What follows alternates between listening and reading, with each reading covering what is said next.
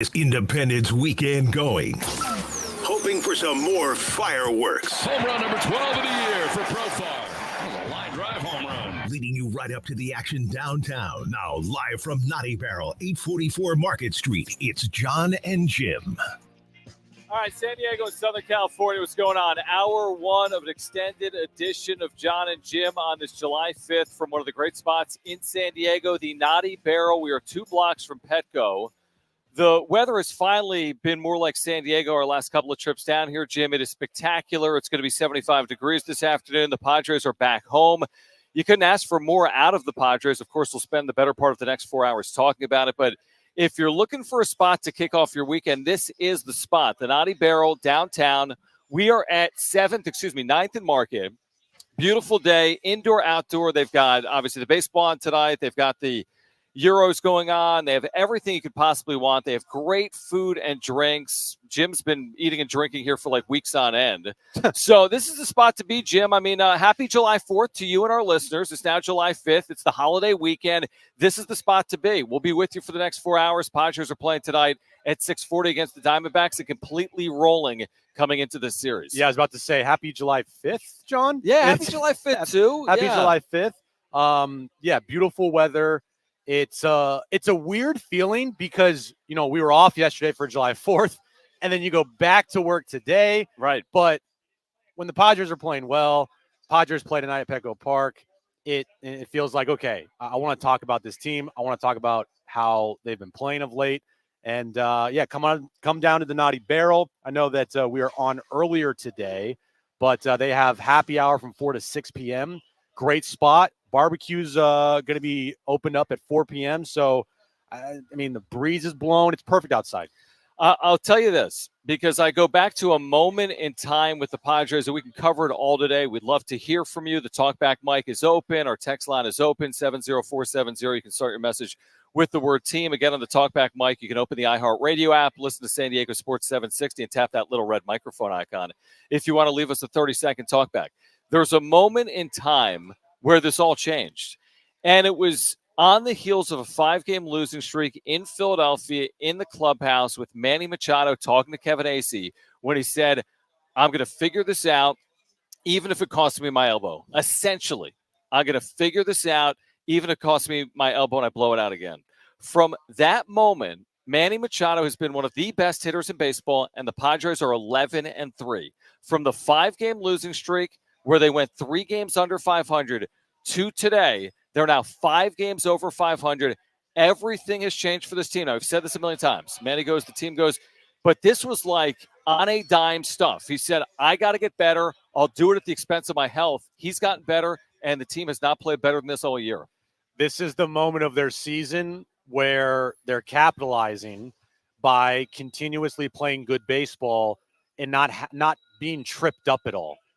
That was a little bit of a worry after game 1 versus the Rangers, where they put up no fight, 2 hits, and you lost back-to-back games, and you're like, please do not do this again. Mm-hmm. That's what I was preaching. Please do not do this again, guys. You guys are playing really, really good baseball. Can you translate this into having a really good homestand followed by a really good road trip? They haven't done that this year. They haven't had a homestand that was really good, followed by an immediate road trip that was really good.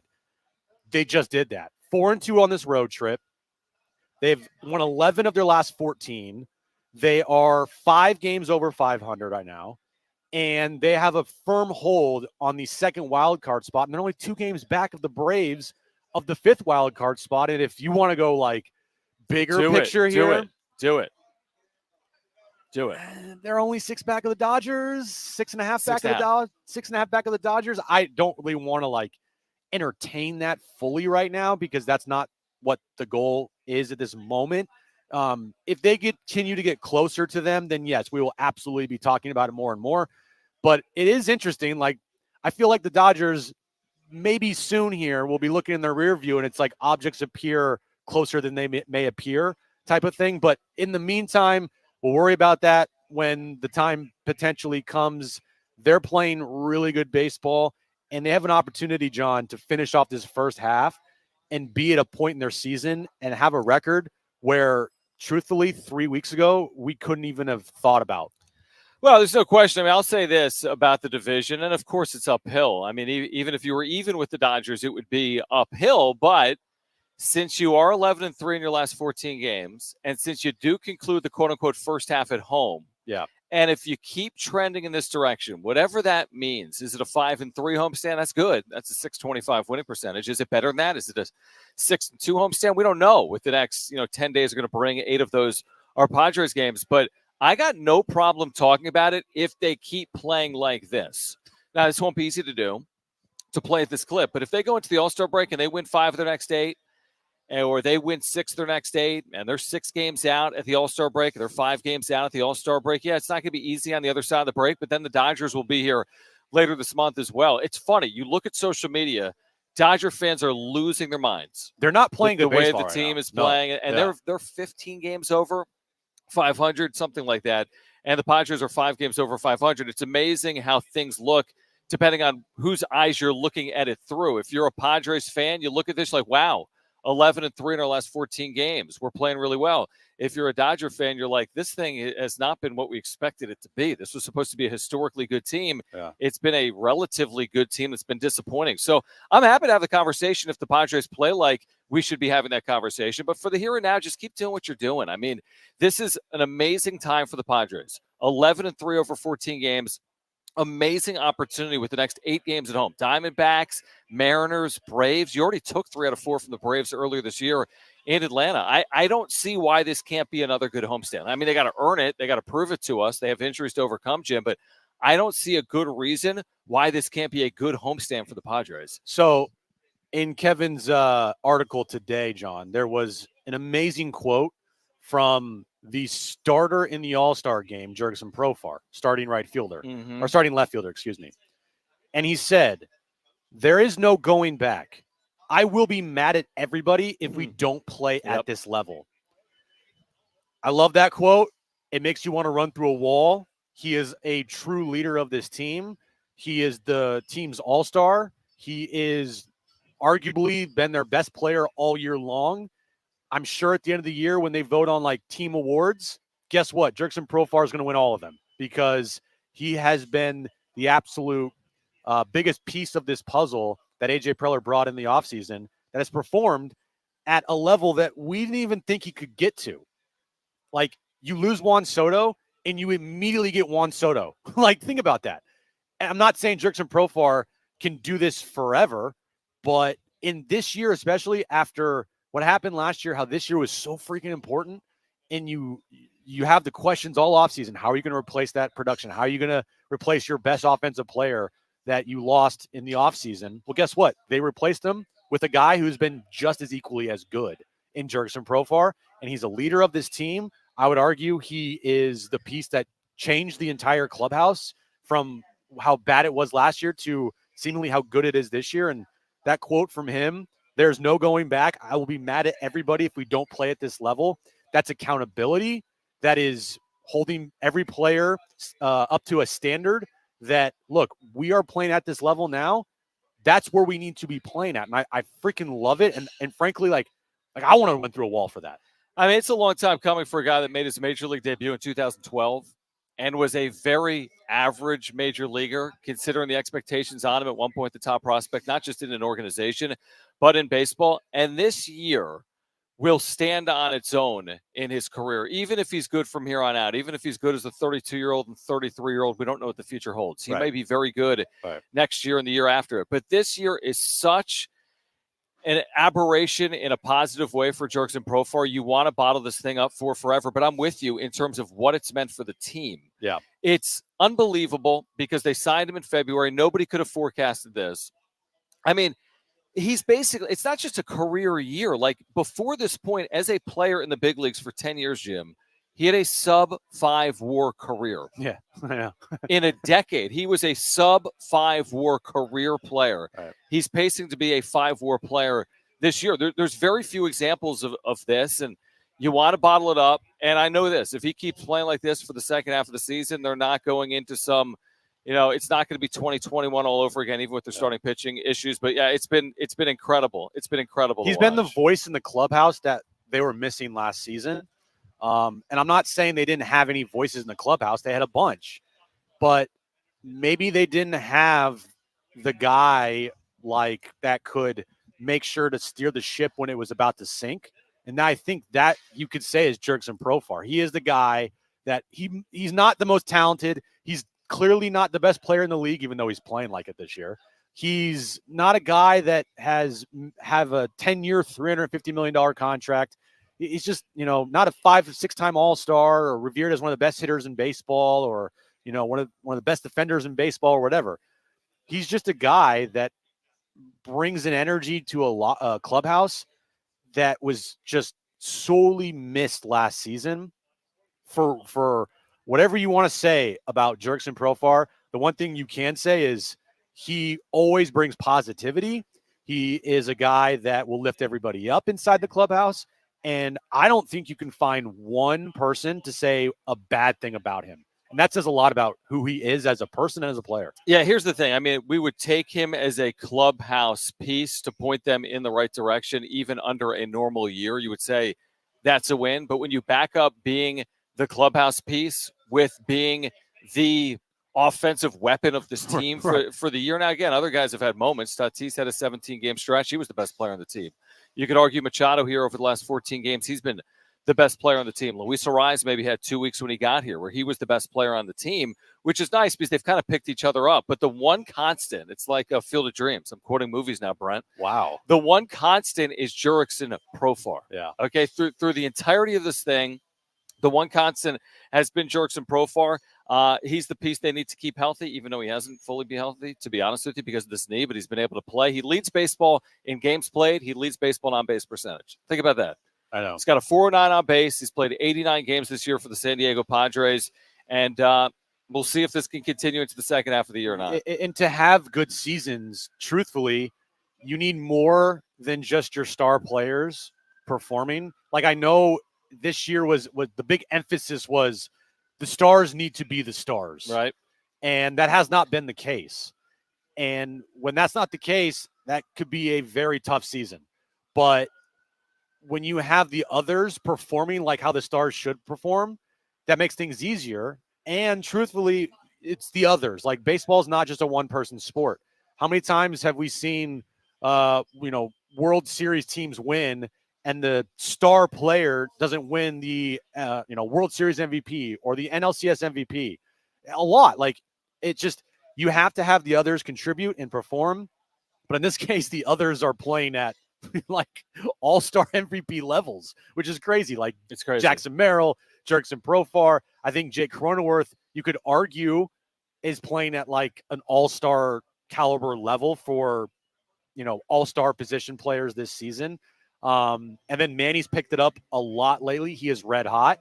So you just don't want them to stop playing like this. And you just want to continue to see a team plow through teams and win series. Because now, if Schulte says it's all about winning series, well, yes, it is, because you had your super hot stretch. You had your 9-1. And when you have your 9-1, then winning series is going to be super, super beneficial for everybody and for their standings and, getting the postseason. Since Machado spoke, and all of it's true, Profar has been the constant. Yeah.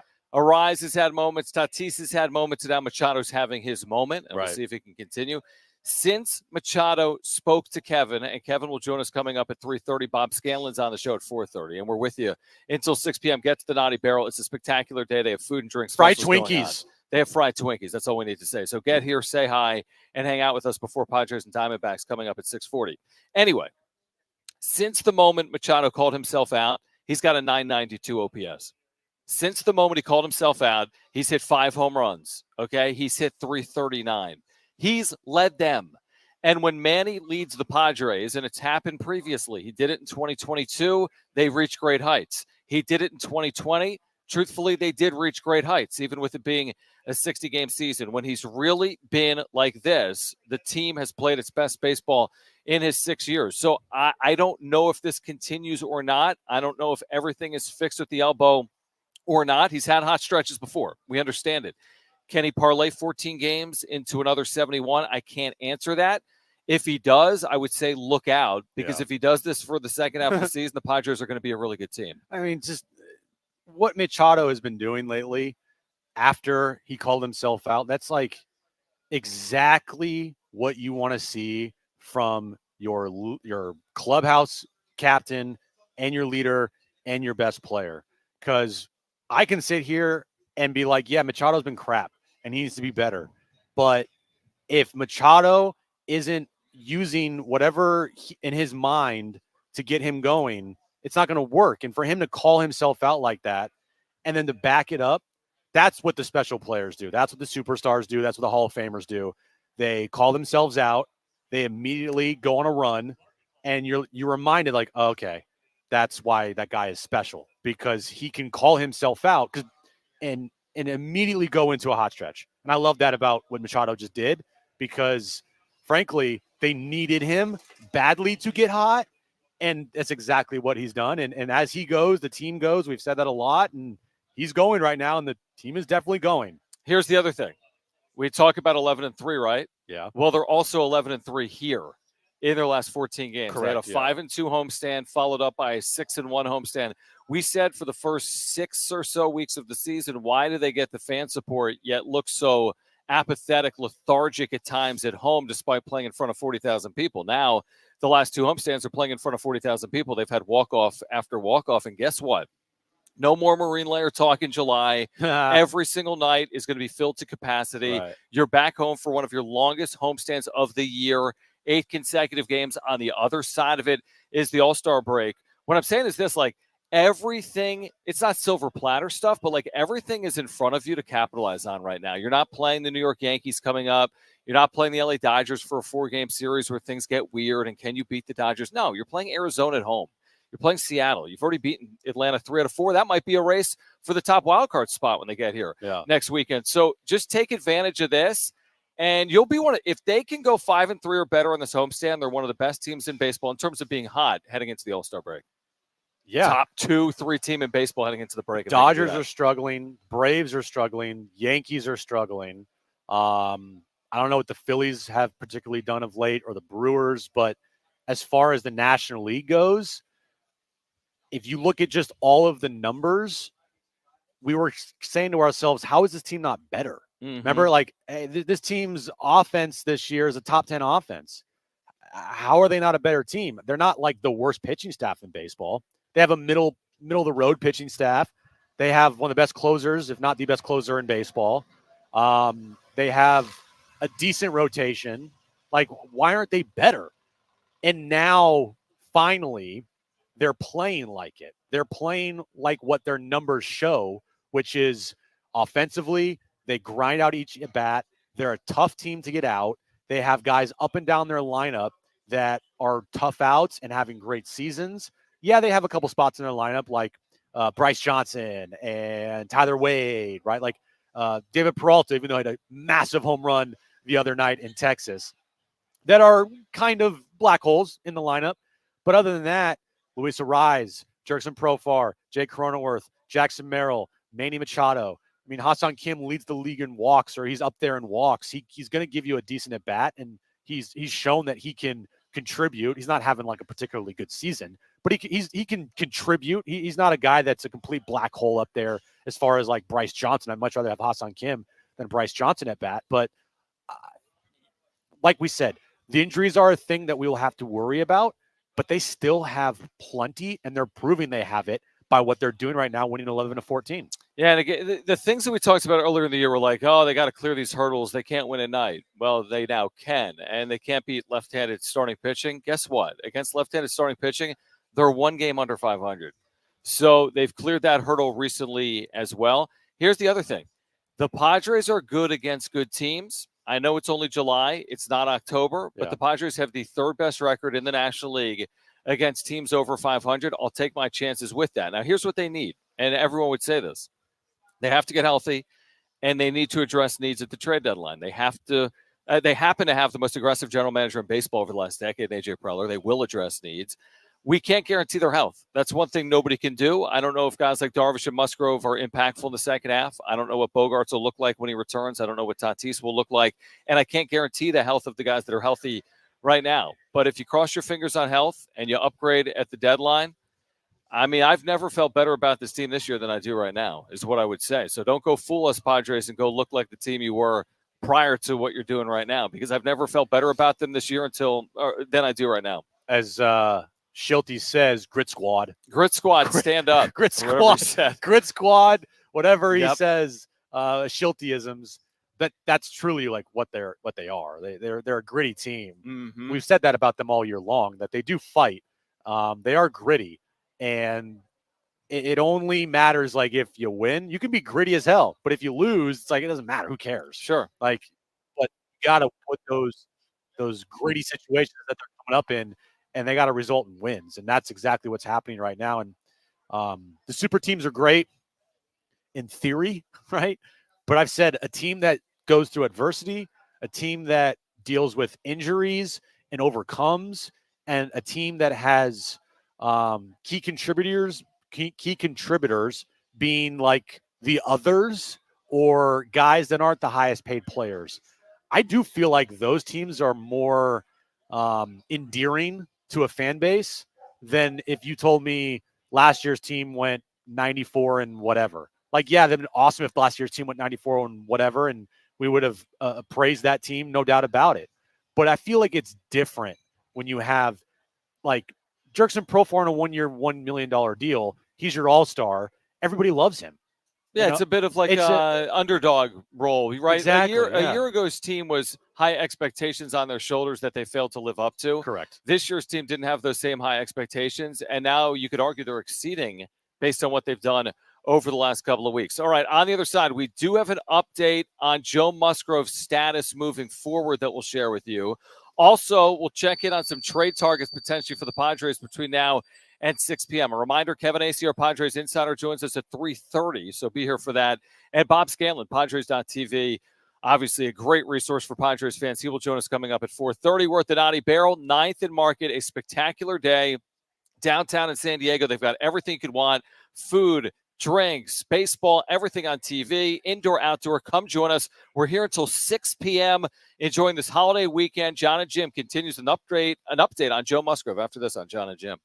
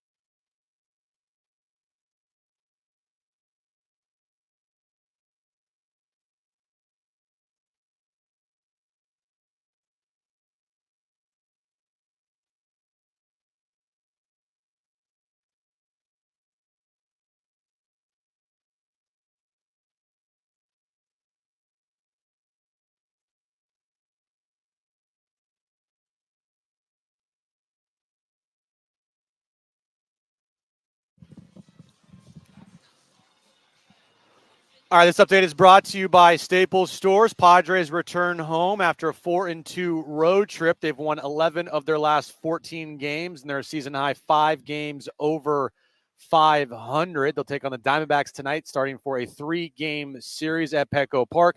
6:40 first pitch. Randy Vasquez on the mound for the Padres tonight. With Staples Hot Deals, you'll find super low prices on hundreds of items for back to school. Right now, 24-pack Crayola crayons and comp books are just 50 cents each at Staples. Plus, save even more with the Easy Rewards program in store only. Offer ends 8/24, limited to 20. Save big on back to school at Staples. We're keeping the Independence Weekend going with the Dbacks in town, live from Naughty Barrel with the faithful. Now back to Jon and Jim. All right, Jon and Jim with you. Naughty Barrel downtown, 9th and Market here until 6 p.m. Extended holiday edition of the show. We hope you can join us. We have Kevin Acee joining us at 3:30, our Padres insider. Bob Scanlon, Padres.tv, will join us at 4:30. Randy Vasquez, not missing time, back on the hill here tonight. We can get back into that. Also, this update on Joe Musgrove from Kevin Acee today. So he's been on the IL since June 1st, so you're over a month. He's had elbow inflammation. He's been playing long toss. He said he'll likely begin throwing at a shorter distance, and that'll happen in the coming days. And the Padres are targeting an August return. Doesn't say early, doesn't say late. He's on the 60-day IL. So it was always going to be as late as, I think, July 26th, because he's on that 60-day from June 1st to July 26th. I think something like 60 days. So August return for Musgrove. It's radio silence on Yu Darvish, is it not? Yeah, that's. I'm gonna ask Kevin Acee about that one. That's a big question, because he was supposed to return a week and a half ago. But then what happened? And then he got scratched because of arm or elbow inflammation. But then they did imaging and they said everything was clear. But then there's been no update on his return back to the rotation, which is interesting. I know that with the off days here, they can manipulate some things and they can have guys, fill some starts where needed. They don't need to pitch Adam Major as much. But that's an interesting one. Yu Darvish, bro, you okay? Yeah, I mean, Yu Darvish is an interesting one. Joe Musgrove is an interesting one. It's like, on one side of the coin, you're like, oh my gosh, this is the whole season that's in jeopardy. On the other side of the coin is the team playing really good baseball. If this team was mired in some type of circumstance like 2 weeks ago and 3 games under 500, you'd be like, the season's on the brink because of Musgrove and Darvish, and they're not consistently winning. But they are consistently winning, so you're willing to look past it. And I don't know what else you should really do. I mean, 71 games to play. They've found ways to win games without Musgrove and Darvish, and I'm guessing they'll address the rotation at some point between now and July 30th. So I don't think you should panic about it, because they're not panicking about it, and they're winning games. So here's the rotation that Kevin set up for the remainder of the first half, with the off days included. Yeah. This series, you got Vasquez, Waldron, Cease. Okay. There's an off day on Monday because they don't play any games on Monday for the rest of the month. Tuesday and Wednesday, Seattle and that's just Seattle. Major and King. Okay. Then you have another off day on that Thursday. Then you finish up the first half with a 3-game series at home versus the Braves. Scheduled starters are Vasquez, Waldron, and Cease. So really, the only game that you would envision Yu Darvish returning for would be that Tuesday, the Major start against Seattle, the Major start, because you're not going to bump off anybody else, you would think, right? I mean, Vasquez has thrown it well. I have no issue, obviously, with moving him down if you get Darvish and Musgrove back. But he's thrown it well enough that he's going to be in the rotation. Obviously, the 5th spot in the rotation, your point's out of Major. Correct. It's not Randy Vasquez. Now, the 4th and 5th are Vasquez and Major for Darvish and Musgrove, but you don't have Darvish and Musgrove. That's a good point, though. This is where the off days are beneficial. In all 8 of those games, the only guy you really don't want to throw based on his lack of success, it's not personal. He's a young pitcher. Adam Major could be very good at some point. Maybe it's this year. They've won 3 of his 5 starts, though. They've scored it's 4 of his 6. Oh, 4 of his 6, and they've scored 7 runs in almost every game. It's 4 of his 6 because they won his last time out as well, even though he didn't throw it well again. But think about that. 8 games, 7 of which you're okay with it. Yeah. You're okay with it. It's that 8th that's major. Now, second half of the year, maybe that changes a little bit. But let's be honest. I mean, there's a decent shot that either Musgrove, Darvish, or trade line addition is pitching later this month or by August 1st. There's a decent shot that either Musgrove, Darvish, or a deadline addition is pitching every 5th day for the Padres come August 1st, right? Really good shot. Want to make a bet? Yeah. I'll bet you right now. We're talking about sushi? Sure. What do you want to bet? I think I might be on the same team as you. But so. that's the problem. We're on the same team. What's your bet? Actually, it's stupid because we're on the same team. Yeah, I just said that there's that they're going to make that. You're going to I bet there's another starter. I bet you that they're going to trade it for a starter. Well, yeah, like, of yeah, course no, they will. duh, idiot. Of course they are going to. Yeah, I'll bet you. I'll bet you. The same thing. So I'll buy my sushi and you buy your sushi. Perfect. Well, we'll go to lunch together. Yeah, that'd be great. We both agree. We'll go out in Vegas for sushi. Sushi night. You know? Yeah, sushi night in Vegas next Wednesday. I bet they have another starter come the trade. Yeah, I do too. Yeah, I bet you the same thing. So that's exactly what's going to happen. Do you bet that Darvish is back by July 30th? I want to say yes, but it is pretty concerning how, like you said, it's been radio silent. What's the deal? Any update with Darvish? I would wait until after the deadline now, based on everything you just said. Are you going to rush him back to make one start against the Seattle Mariners? Why? Yeah, give him the All-Star break, the 4 days plus the next 10.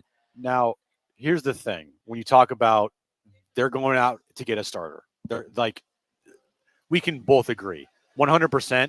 That's probably AJ Preller's number one priority right now. Completely disagree. No, of course, yeah. Yes.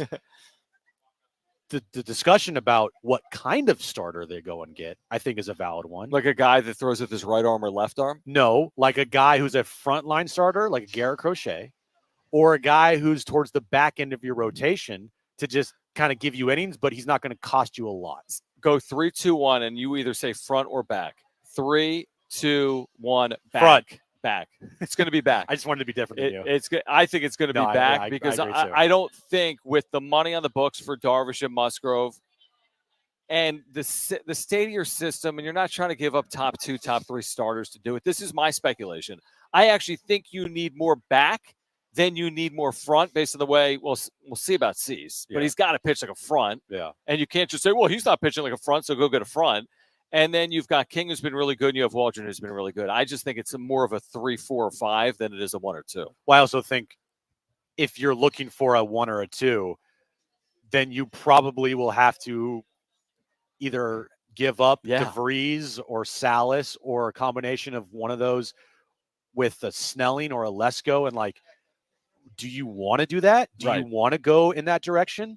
Probably not, especially with the success of Jackson Merrill this year and kind of the direction from the franchise and, being kind of outspoken from Eric Grupner's side of like, hey, we need to keep our top prospects and develop them and not always continue to trade them for other big time pieces. Now, I'm not saying Garrett Crochet, is going to cost a lot of money because he wouldn't right now. Not money, but assets. But assets, absolutely assets. So from that standpoint, in theory, it's great to think about a Garrett Crochet in this rotation. Personally, I don't think that's the route they should go. But AJ Preller is also a psychopath, and you can bet that he's probably discussed it, talked about it, and thought about it for sure. By the way, with the extended show, our very own Marty Caswell will be inside Petco Park today, and we will bring you some sound from inside the ballpark, maybe from Mike Schild and or players, certainly from Mike Schild, between now and 6 p.m. So Marty Caswell, inside Petco Park. We will bring you some sound from before tonight's opener between the Padres and the Diamondbacks. We have Kevin Acee joining us at 3:30, the latest on you, Darvish and Joe Musgrove, Bob Scanlon on the upcoming trade deadline as well. He will join us coming up at 4:30. Now, I don't think, and you agree with me, I don't think it's just starting pitching because I think you're really trying to round something out. I also don't think you're making wholesale sweeping changes with the way the team is playing, and I don't think they're prepared to make wholesale sweeping changes. But I do think it'll be a starting pitcher. I don't think it'll be Garrett Crochet, to your point. We'll talk more about that later in the show.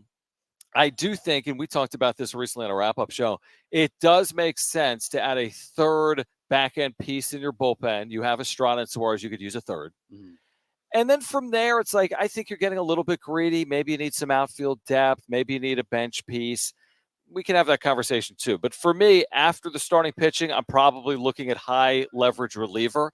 And from there, I'd probably be pretty content. If I can bolster my rotation, if I can bolster the back of my bullpen, I'd feel pretty good about where I was. So Mark Feinsand released the other day a list of starting pitchers that are available and could be available on the market. We obviously know of Garrett Crochet. He's the number one guy, easily. After that, there are some interesting names that I don't think would break the bank, so to speak, as far as, prospects go. Eric Fetty of the White Sox is also having a really good season. Right now, John, he has a 3.23 ERA. You also have Jack Flaherty of the Tigers this year. He has a 3.24 ERA in 15 starts. You have Chris Bassett of the Blue Jays. You have Zach Eflin of the Rays. He interestingly puts Nathan Eovaldi there on the trade chip list. Yeah, he's been great. He just shoved the other against day. the Padres. Yeah. We talked about Tyler Anderson, the left-handed pitcher from the Angels, but I think that money-wise is a lot. Right. Frankie Montas of the Reds. That'd be interesting. He's got Scherzer on that list. Not these coming here. Not with what he makes. He has old friend Cal Quantrill on his list. He has Jesus Luzardo. We've talked a lot about him, but he's injured. He also does have Max Scherzer on the list. Yes. And interesting enough, he does have as his final pitcher for teams at the deadline is a pitcher you wouldn't need to trade for. That's Trevor Bauer, which is interesting that he put that on his list, but that's not going to happen.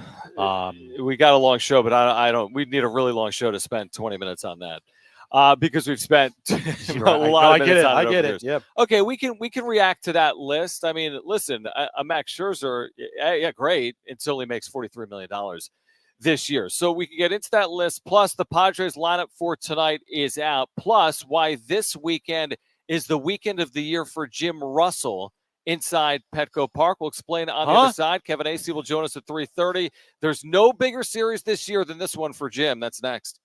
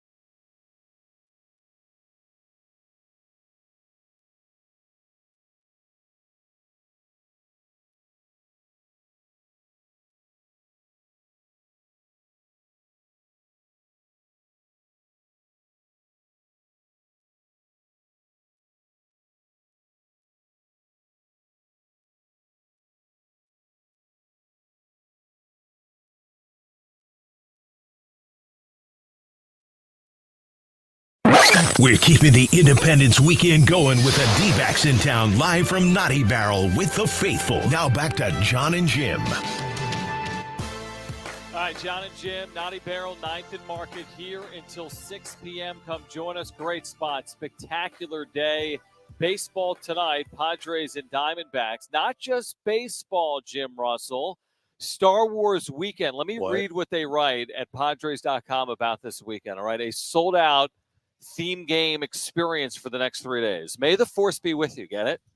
Wow. To celebrate Star Wars throughout the Dbacks series, July 5th through the 7th, all weekend long, your Star Wars theme package includes a limited edition themed Nando Calrissian bobblehead and a ticket to the Dbacks Padres game of your choice. So you get a Nando Calrissian and you get a ticket and you get to see the Padres who use lightsabers.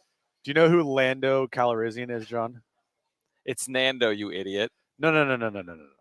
Lando is the name of the actual character in the movie. Oh, Nando is for Fernando? Correct, yeah. Good job. Makes sense. There you go. But he's not even here. Well, he's here, but he's hurt. Is Lando hurt? Lando is not hurt, but let me look him up. Lando is oh, yeah. No, I don't know who that is. You have no idea. No idea. I do have, I think, a Juan Soto, like Obi-Wan Kenobi bobblehead from last year. Or no. Wait, who did I have? I forget which one I have, but I do have like a theme. Have one. Yeah. I have a theme game. It might have been Machado. Okay. It's in Machado or Soto. But I do love me a good theme game, John. And you really do. If you're gonna say Star Wars theme night, like sign me up. I do wish they would do more when it comes to theme night because they pump it up as this big theme night, yet all they do is have like the scoreboard. They're wearing like a Darth Vader outfit. Well, what would you like them to do? Not use bats? Use the Force to throw the ball? Yes, I want them to use lightsabers. So would you like also like a T-shirt giveaway? Yes. Okay. Because the giveaway, the Nando Calrissian giveaway, is like a special giveaway. It's not for the 40,000 people there. It's like for the theme game ticket holders. I think Rich McGuire, a buddy Rich, could get one, but like not everybody that goes tonight would get a Nando Calrissian bobblehead. I would like if they did that, or they gave out like T-shirts, or they had Star Wars characters, not just like one or two, but like everywhere around the ballpark. Mm-hmm. That'd be kind of cool. Like, just make it, if you're gonna have a theme night, make it big. Dude, make it a big theme night. My mind has been blown because I'm at the theme night site right now. Yeah. I had no idea. Well, first of all, I don't know when they added this, but have a Merry Christmas is pure genius. Christmas in July. Right. But they added, nobody likes pandas more than I do. San Diego Zoo Night is a panda bobblehead in August. Bro, you need to go to that game. Look at this thing. I mean, nobody can see it. Yeah. It's like a panda. John is so enamored right now. Celebrating the return of the pandas with this panda-tastic. You get a limited edition giant panda bobblehead against the Mets. Hey, Rich, if you're listening, we want the panda. We need a panda. Forget about Nando Calrissian. No. Don't forget about Nando Calrissian. Is he is he a top 10 character? Lando? Correct. Ooh. I don't think Leia or Leia. Leia, you idiot. Princess Leia. Get it right. Man, I think it's up to interpretation. He's the Judas of the Star Wars universe, John. Which means he doesn't. What did Judas do? He doesn't know. I don't know. And I think he sold out Han Solo. He's a Lando did not top Judas. 10. He's a fringe top 10 character. How you interpret him? Well, they did it because of Nando. Yes, John. That's it. Why didn't they do like? Give me some other character. It could have tied in like Tyler Wade to like Chewbacca, Yoda. Yoda. They're not going to make a Tyler Wade. They're not going to make a Tyler Wade bobblehead, bro. Right, probably not. I mean, if it was up to Schulte, fair. Every single night would be a Tyler Wade giveaway night, but it's not. So they're only going to. What about in a pro far away? But that's not a character. That's just like a saying. Dude, they need to hire me for marketing. Is what they Didn't need you to do marketing? I heard you worked in minor league baseball. I did. I did a lot of marketing. Yeah, but I think the Nando Calrissian kind of just rolls off the tongue. It does. Pretty good. It does. So yeah. Okay, well, here's what I wanted to let Padres fans know. In addition to this theme package being sold out, it is a Friday night, so you got the City Connect. Here, by the way, their graphic for tonight is Jake Cronenworth with a pink sword lightsaber Oh my gosh. in his hand. But here's the lineup. Luis Sereis leads off, plays first. Jerkson Profar's in left. Jake Cronenworth with his lightsaber bats third. He's the second baseman. Jackson Merrill, by the way, batted third yesterday. He was 0 for. Manny Machado's at third base. Donovan Solano's your DH. This guy's been incredible, by the way. Jackson Merrill's in center. We'll see if he's an all-star on Sunday. We have David Peralta in right, had that big moment against the Rangers this week. You have Hassan Kim at short, and you have Kyle Higashioka catching for Randy Vasquez tonight. City Connect, Star Wars night, Jim's biggest night of the year. By the way, I'm looking at this graphic that you just talked about. Yeah. Very, very good graphic by the Padres. They have Jake Cronenworth on Tatooine. Excuse me? Oh, my gosh. I mean, that doesn't make any sense. Doesn't compute at all. But with the lightsaber and the sun and the moons, I like it. It's a very good graphic. Good job, guys. Good job. And I'm glad that you approve. This lineup, this is the lineup you're looking for. I like that. That's a very good one. Sometimes I criticize their corny, cringy stuff on social media, but I like that one. They said this is the lineup you're looking for. What if I said I don't get that? Of course you don't. I thought they'd do the like Yoda like backwards talk. May the lineup be with you, or like lineup it is. Lineup this is, yeah. No, dude. This is perfect. Okay. If you watch the movies, you would understand this reference. That's asking a lot. It's one of these days we're gonna have to watch them all. We're gonna have to have you watch something of Star Wars and need your like honest review on it. Okay. That sounds good. Like, sounds good. You watched a little bit of Mandalorian, right? Yeah, by a little bit, I watched like an episode. The first, it made 0 sense, and I didn't think it was good, and I didn't want to figure out what I was missing. And it was like walking through the desert, and I don't even know. and then I canceled Disney Plus, which I had for free, I think, through Verizon. Okay, well, so maybe we're not going to be able to get you to watch any type of Star Wars, but yeah, it's okay. It's okay, John. Okay, so here's what we have for the 3 o'clock hour, as we've got the extended Jon and Jim. Kevin Acee at 3:30 inside Petco Park. Again, we'll bring you sound from inside Petco Park. Marty Caswell will be there this afternoon, so we'll hear from Mike Schilt coming up between 3 and 6 as well. Then Bob Scanlon also will join us at 4:30 from Padres.tv. Now, we're at 9th and Market on this spectacular day where it's 75 degrees out. Just a beautiful day for baseball. Padres and Diamondbacks, Star Wars weekend. But join us at the Naughty Barrel. They have food and drink specials. Now, when does the food and drink special start? 4 p.m., right? Happy hour. You see 4 to 6 p.m. See this? Give me that. They got weekend slushies going on. Oh, dude. Yeah, I said it. I need some weekend said slushies. Wow. Yeah. So they have a rosé wine slushie, a lemon juice slushie. Or no, that's the ingredients. Sorry. What's it called? It's called Apparel Spritz. They also have a rocket fuel. It's a pina colada topped with a half ounce of amaretto and a half ounce of 151 rum float. Okay, Apparel. Starting at 4 or right now? I don't know, John. Well, weekend slushies are going on right now. It just says weekend slushies here. Get down here. Weekend slushies, Padres baseball on TV. Even if you don't have a ticket, kick off your weekend with us on Jon and Jim. We are with you until 6 p.m. Kevin Acee next hour. He will join us at 3:30. Bob Scanlon at 4:30. Hour 2 of a 4-hour edition of Jon and Jim. That comes your way next. Stay with us.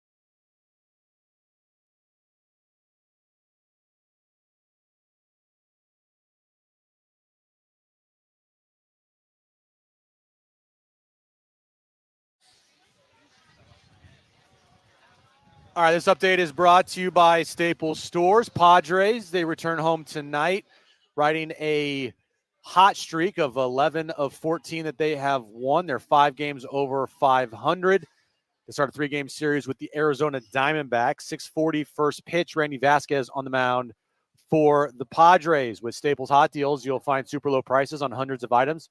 For back to school right now, 24-pack Crayola crayons and comp books are just 50 cents each at Staples.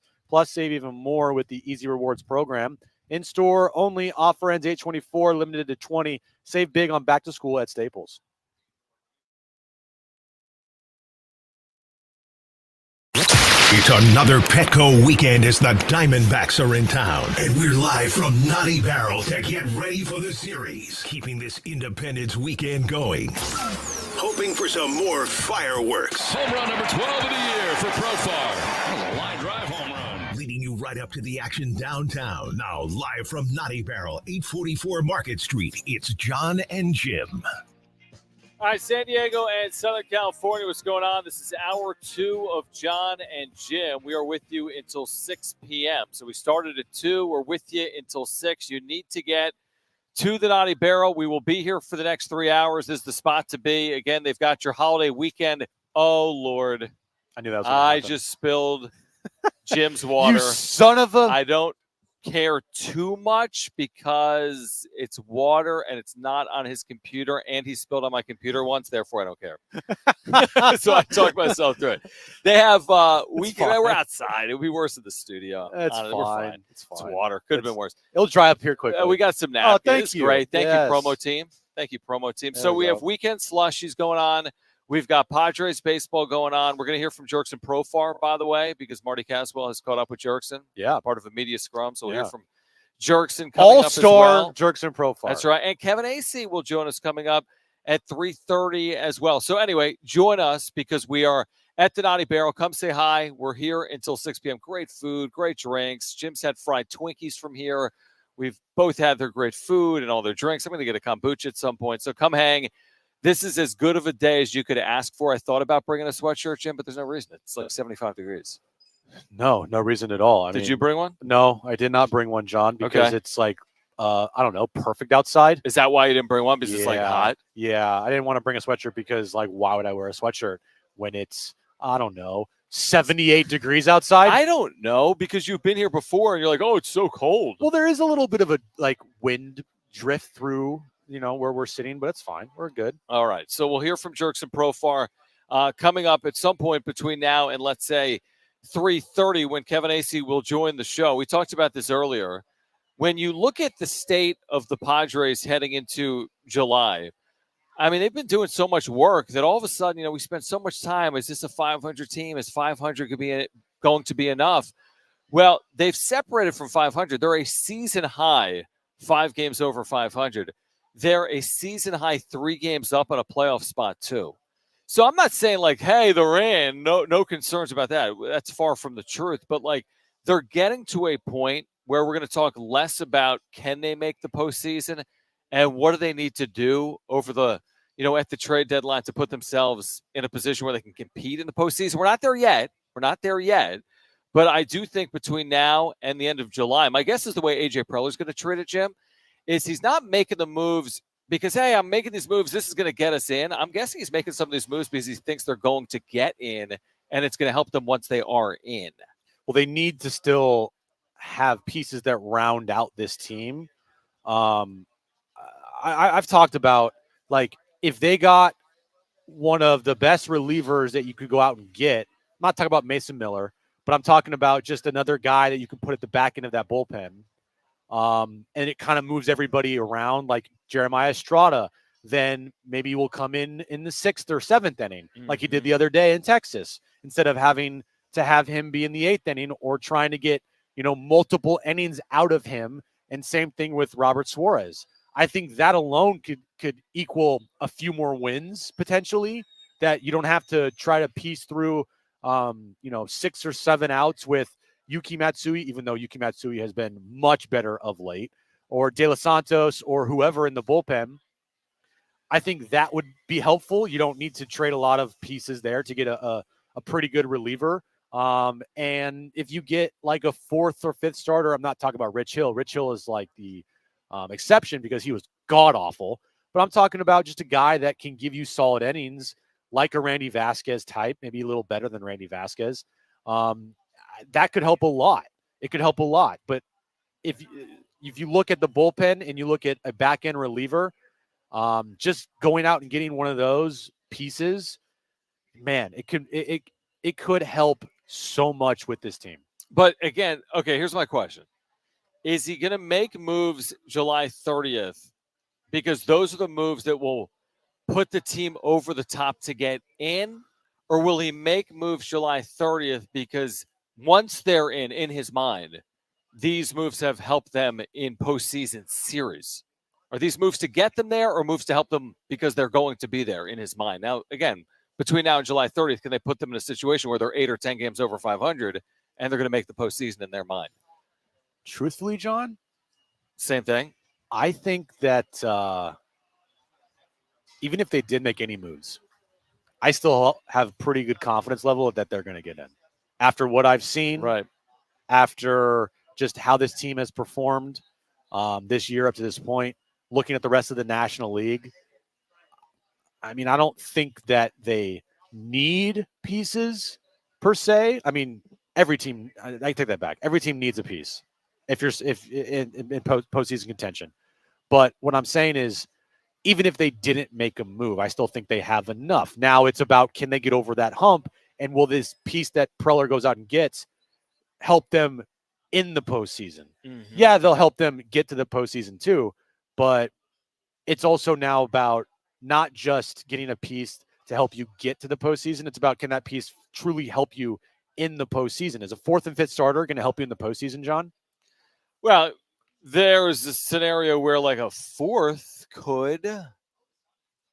You're not going to use 3 starters. I mean, in a 5-game series, you'd probably use 4 starters. And in a longer series, you'd use 4 starters too. I mean, in a 5-game series, there's one off day. Yeah. So you can't use 3 starters. But right? if you said you'd be a day short on rest. True. But what about a big time reliever? What about him? You could use him every single game if you want. Absolutely. You could. Yeah. Now, or you could have Josh Hader not use him in a 5-game series. There's no True. assurance that you're going to use leverage pieces because you may or may not be in a spot where you would use those pieces. It all okay, I see what you're saying. You want to go down that path? Is it more important to go get the high leverage reliever than it would be to go get a 4 starter? I agree. Yeah. I can make that argument too. Because don't you feel like even if they made no moves, the trajectory of this team, I know that they're not going to win 11 of 14 games for the remainder of the season, like in those types of stretches. Yeah, of course not. It's not going to happen. Right. If they did, they'd be the greatest team ever. But don't you feel like, regardless of what moves they were to make, that this team feels like a postseason team?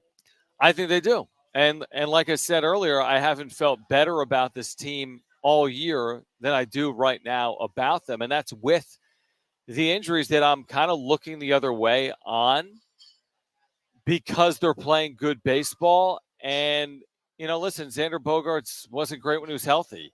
Joe Musgrove wasn't great when he was healthy. Yu Darvish, we haven't seen a ton of. He's been good, but he hasn't been like world-beatingly good. And then, of course, Fernando Tatis Jr. want back, but I've seen this team without Fernando Tatis Jr. over the years, and it hasn't necessarily been the difference between winning and losing. So they have an identity. Yes. That identity is not going anywhere. That's sticking.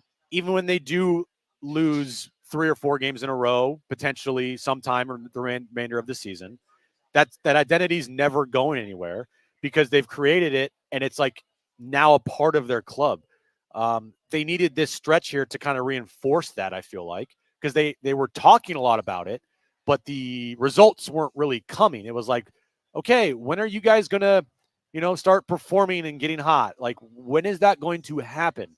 It's happened. We've seen it. It's not a small stretch. It's not a small sample size. Mm-hmm. 11 of 14 is a good amount of time here where you can build on that consistently, and you've stamped in your identity of the team going forward. That's not going to change regardless of who you bring in or not bring in. I just think that maybe it would be best if you went out and got a middle relief guy that is a high leverage guy, and you don't break the bank to get a Garrett Crochet or what. I mean, I would, again, if they got Garrett Crochet, I'm not going to complain about it. But I think for this team, I don't think you need to go out and need to trade all these prospects for a Garrett Crochet. No, I agree with you. Kevin Acee, by the way, we can talk to this with Kevin. He's going to join us at 3:30. Bob Scanlon, Padres.tv, joins us here on Jon and Jim at 4:30. In about 4 or 5 minutes, you'll hear from Jurickson Profar with the media back in San Diego following his first ever All-Star nod. He has been voted in. There will be other All-Stars announced on Sunday, reserves, Sunday at 2:30 Pacific, where I think we both expect other Padres to hear their names revealed, whether it's a Robert Suarez. I mean, shoot, look at the year Jeremiah Estrada has had. I wouldn't necessarily expect it, but certainly Robert Suarez. We'll see about Arise. We'll see about Machado. We'll see about Merrill. I think there's a number of Padres right now that are thinking they at least have a shot to hear their name called on Sunday afternoon. I'd be shocked if we don't hear Jackson Merrill's name be called. And obviously, we're going to hear Robert Suarez's name be called. I think that's going to be it, John. Jackson Merrill, Robert Suarez. You don't expect Arise. You don't expect Machado. You don't expect Estrada. Maybe Arise. Maybe Arise. Not maybe Machado? He's hot, dude. I know he's hot. And I don't know. Again, that's my bad. I don't know the rest of the third baseman in the National League. That's on you. That's on me. That's sloppy. That's very sloppy on my part. How do you come on the air and not know not have the other 14 starting third basemen in the National League by heart? I should know this. That's embarrassing. It really is. That's sloppy. I'm gonna quit. That's unbelievable. I quit. I didn't know. You didn't know it. The 14 other National League third basemen that are vying for the All-Star game. Well, who's the one that was voted in? Alec Boehm. Right. He absolutely deserved it. Manny Machado could be in. But here's the thing: do you envision the Padres having 5 All-Stars? We envision them having 4, right? Is what you're saying? Because Tatis has been voted in. He's not going to play. Yeah. Profar, Suarez, and the other one. The other one that we've been talking about. Who's the other one? Arise. Oh, Merrill. Merrill. So, yeah, I envision 4. Manny. But I wouldn't be shocked on 5. When I put Arise, Machado, like that combination together, I wouldn't be shocked if one of those made the team. The Padres are 5 games over 500, and they have every All-Star. They're the second wild card team, but they have 12 All-Stars. Well, by the time we get to the All-Star game, who knows how many games over 500? I know. This team they could. Hey, I said you get to 7 over at the break. Mm-hmm. Oh, that was like the best possible scenario. I'm feeling very good about this team. Very good. So 7 over is 5-3. Very doable. And 9 over is 6-2. Also very doable with how they played at home lately. That's crazy. It's amazing the length of a season. We talk about it sometimes. You have to, it plays out over the course of 162, whether we want it to or not. It plays out over the course of 162, not over 10 days. And if and when this team makes the postseason, we're definitely going to be looking at this stretch as to probably why that were to happen. Yep. Right? Because this has been the best stretch of baseball this team has played in meaningful games in over a year. Dude, I did the cursory glance of their schedule, and yeah, they have the tough after the All-Star stretch we talked about: Cleveland, Washington, Baltimore. Yeah, it's tough. You're right, but it's not the old days where you play the Dodgers 19 times. You don't. You play them 5 times in the second half. You have the August stretch Jim's been talking about ad nauseum for months: the Rockies, Pirates, Marlins, Pirates, Rockies, and you got Pirates have fallen off. Still left of the schedule. Teams like the Mets at home and the White Sox and the Tigers. And again, every team's dealing with the same thing, I guess, by and large. But this isn't like remember there were years like 2021 where oh my gosh, September. Yeah. It's 25 straight games against over 500 teams. Not this year. Giants, Tigers, Mariners. I mean, you know what I mean? It's all manageable. It's not crazy. Yes, I think the stretch out of the All-Star break is challenging and hard, but I don't think there's anything crazy about the second half schedule for the Padres that says they can't overcome it, because it's really not that crazy other than that 9-game trip on the road. Do you want to hear from the All-Star Jurickson Profar? I do, if we can hear from him. I would love to hear from the All-Star Jurickson Profar. This is Jurickson Profar talking about his selection of the All-Star team and how the team's been playing. Talked moments ago in the clubhouse to Marty and the rest of the media. I'm very happy. Very happy? Yes. What was your son's reaction when you took that? He was very happy too, jumping around. A lot of people are talking about that full circle moment, getting to go back kind of where it all began and for your first All-Star appearance. Have you thought about that at all? No. What are you looking forward to the most about doing it, especially in Texas? Everything.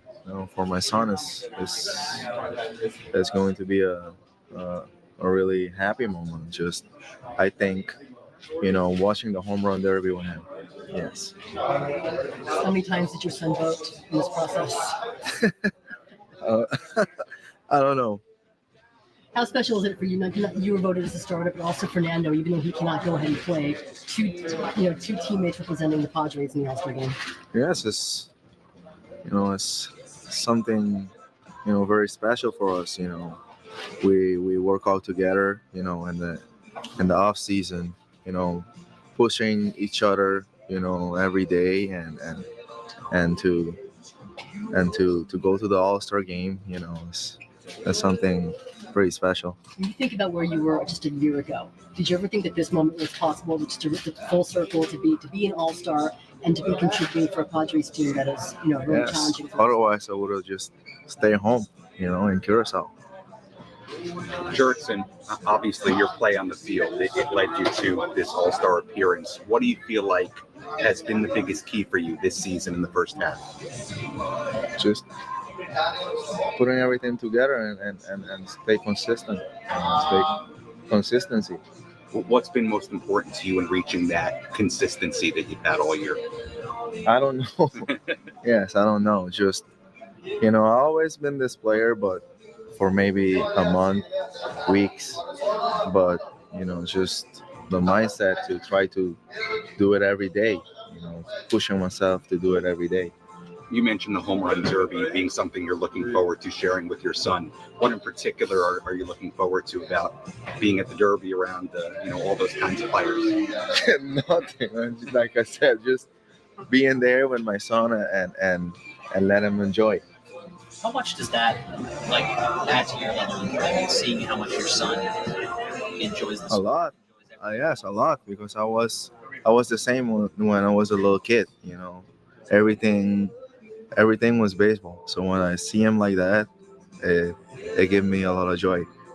This team on this road trip, what do you kind of make of the way you guys put together and take care of that going forward? Yes, we've been playing really, really good baseball, and we work hard. We work hard, and early in the beginning of the season, we weren't there. But everyone in here kept working hard, and now we are playing really good baseball, and I expect that, from this team. This team has dealt with so many injuries throughout the season, and you guys are right there. How does that help really make this team better, especially when you know that certain guys are going to return in the very near future? Yeah, since the beginning of the season, we know that we had a great team, but the record wasn't showing it, and a lot of people doubting it. But like I said, we just kept working, and with the injuries, there's a lot of other guys that are stepping in and really do the job. I think it's because of the chemistry that we have in here and playing for each other every day. Well, a man of few words. Jurickson Profar on his All-Star nod, his son's reaction to his All-Star nod. But he did touch on something you referenced earlier, which was if we don't keep doing what we're doing, that's going to that's what I'm trying to make sure doesn't happen. We've got the pieces to do what we've been doing, and we're not going to give it back. All this good play, we're banking, we're keeping with us, and we're going to keep going. We can't give back what we've gained over the last 2 weeks of games. Because that's what they would do for the first 80 games of the season. Right. They would have stretches where they play really well, and they would immediately give it back. And this team loved, almost past tense, loved the 500 mark. Now, anything could happen. I know that 5 games over 500 isn't 25 games over 500. No, it's not. You're right. So they could easily get back to a mark where we all hate, which is the 500 mark. But I do think that the mindset they have is the exact perfect mindset. Like, don't be content. Yeah, this is great, but this is what we expect out of ourselves. This is what we expect out of this club. We might not be the most, this isn't a slight. We might not be the most talented, but we have a lot of great baseball players. We have a lot of guys that can grind out at bats. We have a lot of guys that, as Schulte would say, of course he's a baseball player. What are you talking about? He's a baseball player. And they all have their roles, and it feels like they play to their roles perfectly. Like, Tyler Wade's not on this team to hit home runs and drive in runs. He's here to do the little things. Same thing with Bryce Johnson, David Peralta. Like, do your job, essentially. And when they're called upon to do their job, more often than not, of late, everybody's doing their job. And it's either, hey, if you're Jurickson Profar, go out there and produce. He's producing. Manny Machado, go out there, be a star. He's being a star. Tyler Wade, I need a bunt. He goes out and gets a bunt. Go play good defense, Bryce Johnson. I got you. Play good defense. Like, they're complimenting themselves well right now, and it's just so fun to watch because you haven't seen this in meaningful games in, truthfully, John, a year and a half. Yeah, 2022, what you're referencing, really the postseason, obviously big games. And 2022, even the final 4 months of the year, they played 500 baseball. They were 20 games over, though, or so in the first 2 months of the year. All right, here's what we're going to do because Kevin Acee will join us on the other side. We'll get his reaction to the team's good play. He was with them on the road. He was in Boston. He was in Dallas watching the Padres have another successful road trip where they went 4-2.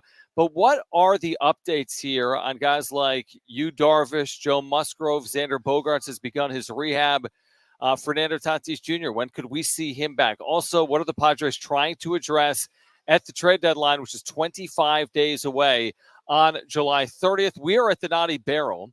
We are at 9th and Market. It is a gorgeous day. Please join us. We're here until 6 p.m. And, of course, the Padres are kicking off an 8-game homestand here tonight. Coming up at 6:40, Padres against the Diamondbacks, Randy Vasquez on the mound for San Diego. So make your way to the Naughty Barrel. Stay with us because Kevin Acee joins us on the other side. Bob Scanlon from Padres.tv will join us at 4:30, and we are here until 6 p.m. Do not go anywhere. Kevin Acee, our Padres insider, joins us next on Jon and Jim.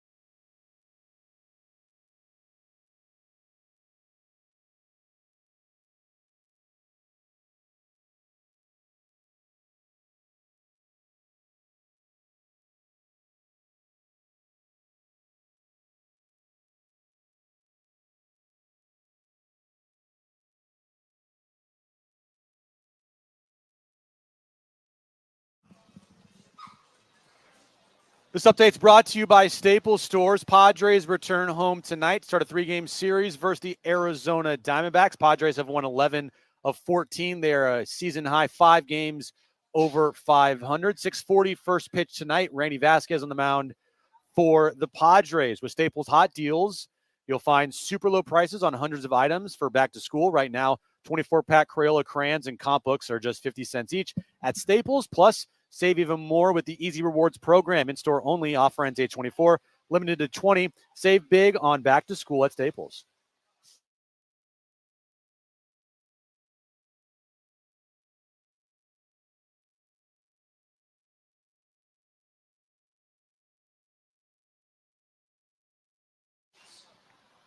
All right, back with you, Jon and Jim. Naughty Barrel, downtown 9th and Market here until 6. Kevin Acey's our Padres insider. Bob Scanlon, by the way, he'll join us coming up in an hour at 4:30. Kevin, we always appreciate your time on Friday afternoons. I feel like a lot of times we ask for injury updates off the top, and there's a lot of injuries the Padres are dealing with, and they're overcoming them with their play. But let's just start with the starters that are out. You, Darvish, and Joe Musgrove. What's the latest in terms of timelines with both Darvish and Musgrove? Darvish, I'm assuming we're going to have some sort of update later today to find out exactly what he's been doing, but I'm told that certainly not till after the All-Star break. Late July. Both of these guys, they're content, partially because they need to be, but with being very conservative because they want to have both of them for the final month, maybe 2 of the season. I mean, when I say maybe 2, I'm talking about Joe. Like, Joe's behind you. You should be back by the end of July. And so I'm assuming this puts more emphasis on starting pitching at the trade deadline. Yeah, kind of. I mean, if the point of that is that, like, it's an emphasis, yes. I think that it's been an emphasis. When they thought Darvish was coming back, whenever it was, last homestand, now Joe has been out. They've known that was going to be a while. But even when Darvish was coming back, they, like Randy Vasquez was going tonight. And they'll tell you, man, Randy's really good. And Randy is really good. He's really good like a lot of other number 4 and 5 starters, which is, got really good stuff. That's why he's in the major leagues. Does he throw a lot of bad pitches and give up, if he was qualified, have the highest whip in the majors? Yeah. See, really good. Could go out tonight and give you 6 shutouts, or they could be out of the game in the 3rd inning. They can't have that, right? When you've also got Adam Major, who you could say the same thing, but probably not as good a stuff as Randy Vasquez. And you've had inconsistency from a guy that you thought you were going to put at the top of your rotation. So absolutely starting pitching is priority. 25 days until the deadline. We can continue that conversation as well. Kevin Acey is our Padres insider with us right now, Jon and Jim. Back to some of the injuries. I know Bogaerts has begun this rehab stint. Is he still targeting? I think you've written about this. Is he still targeting before the All-Star break, or do you expect it to be after the All-Star break? He's still targeting, and I think that they're like, yeah, okay, cool. 7 to 10 days. That's about the right timeline for him to come back for that Braves series before the All-Star break. Now, how does he do, right? Like, how does he feel, and when does he need a rest because he won't play every day for El Paso? How does he feel coming back from that? How is he doing playing second base? What's the recovery? These are things that can't be known until, he goes through it. So I don't know that it's a setback. You could look at it if it's a setback if he doesn't come back then, but I don't know that it is. That's an aggressive timeline that no one is really putting out there, if you'll notice, but it is something that has been talked about, that coming back from the Atlanta series. Jurickson Profar named to his first All-Star team, which I think to me is one of the best, if not the best stories you could say in baseball this season, with everything that he's gone through for his entire career and being on a 1-year, $1 million deal. And he's one of the best players in the National League. For his influence on this clubhouse, Kevin, can it be understated about how important it's been for this team this season, especially after what they went through last year? Like, to me, it only adds to the story, right? Because, like, we get myopic, right? But I'm with you. Like, it's awful hard to top. When you're talking about historic, he's the 9th player to have been in the major leagues for 11 seasons NBA starter in his first ever All-Star game. So we're talking about and that's since 1933, because anybody who made the All-Star game before that had been in the league for a while, because their first All-Star game was in 22 or something like that. So anyway, but this is historic. That's a great story. I just, and then throw in the $1 million. But the idea that he was going to come in and, Jake Cronenworth came up with a glue guy, right? He's a glue guy. And that people were telling me that whatever Jurickson could do for us on the field, we think he'll help us win some games, because he, no matter what, if he goes 0 for 5, he walked, or he got on by an error, and then he stole a base, and then he went first to third because he's a good base runner, and he's always in the middle of something, right? But he also has sway over Tatis, he has sway over Machado. He is a guy who just brings passion. He gets the other team mad at him. He's going to have an influence on our team. Did not in any way fathom that he would be hitting nearly 320 for, basically the entire first half. And so, yes, fantastic story. And I've said it before, in what Jurickson has brought to this team, in every facet. We talk about leadership all the time and talk about being important. And I only say it because, and I push back on it all the time. It's go out and hit 350, or I'm sorry, that's ridiculous. go out and, hit 300 or hit 30 bombs. I'll take that over a leader. But you talk to players who have been on winning teams, and it is important. Kevin Acee with us right now on Jon and Jim. Would you expect him back in 2025, Jurickson? Now, then the business side comes in, right? He's got the bad knee, and he's 31 going on 32, and they've got other guys that are high paid. And Jurickson, as much as he does love this game, and he's proved it, don't think he wants to play for $1 million going forward. So that's going to be. Oh, wait. Kevin, you still with us? Yeah, I'm sorry. You're still with us, right? You hear us? I am still with you. Absolutely. Okay. I don't know if you got me there. I said that's going to be a tough one. Jurickson has proved that he loves this game and worked to stay in it and all that. But there's a lot of challenges, because he deserves to make more than $1 million. Sure.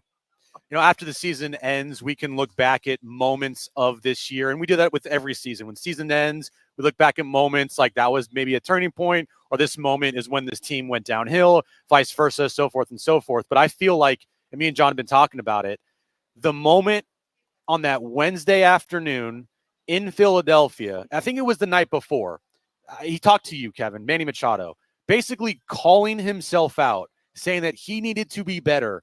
He's going to do better if his arm falls off, type of thing.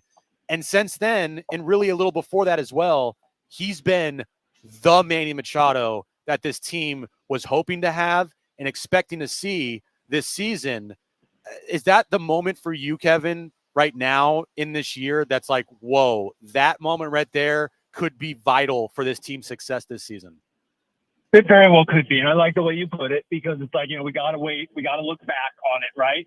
But Manny's no dummy too, right? At that time, I wrote about Manny, also wrote about Profar, and the team was talking amongst itself. And, they just knew this is ridiculous. And also they knew Manny's swinging the bat better. The results aren't there right now, but he's swinging the bat better. And so they really did, with this combination of, this is bad. We got to stop playing like this, or should say this. We got to play better, because the way we're playing, we should have better results. And also, we think we're going to. But, it's getting too late to say we think we're going to. It is time to step up. And, yes, I do believe, I'm not saying that road trip where they were 0-5 until they beat Ranger Suarez. They didn't beat him, but they beat the Phillies in a game Ranger Suarez started the finale of that road trip. I'm not saying it's hey, good thing they went 0-5, but I don't know. Maybe they needed a rock bottom. We'll see. Kevin Acee is our Padres insiders with us on Jon and Jim. We know about, obviously, Profar and Tatis. I want to get an update on Tatis' timetable before you leave as well. But we know they have been named as all-star starters. What do you expect on Sunday? I mean, you have the possibility of guys like Jackson Merrill, Luis Ariz, Manny Machado, Jeremiah Estrada. What would you expect to happen Sunday when the official team is announced for the National League? I think Suarez and Ariz for sure. I think Jackson Merrill would be great for the game, and I would argue, because it's not my job to be a homer, but it's kind of my job to like point out like Padres guys. And, I would argue that he belongs in there. I mean, take a look at the numbers, and I'm not sounding ridiculous here.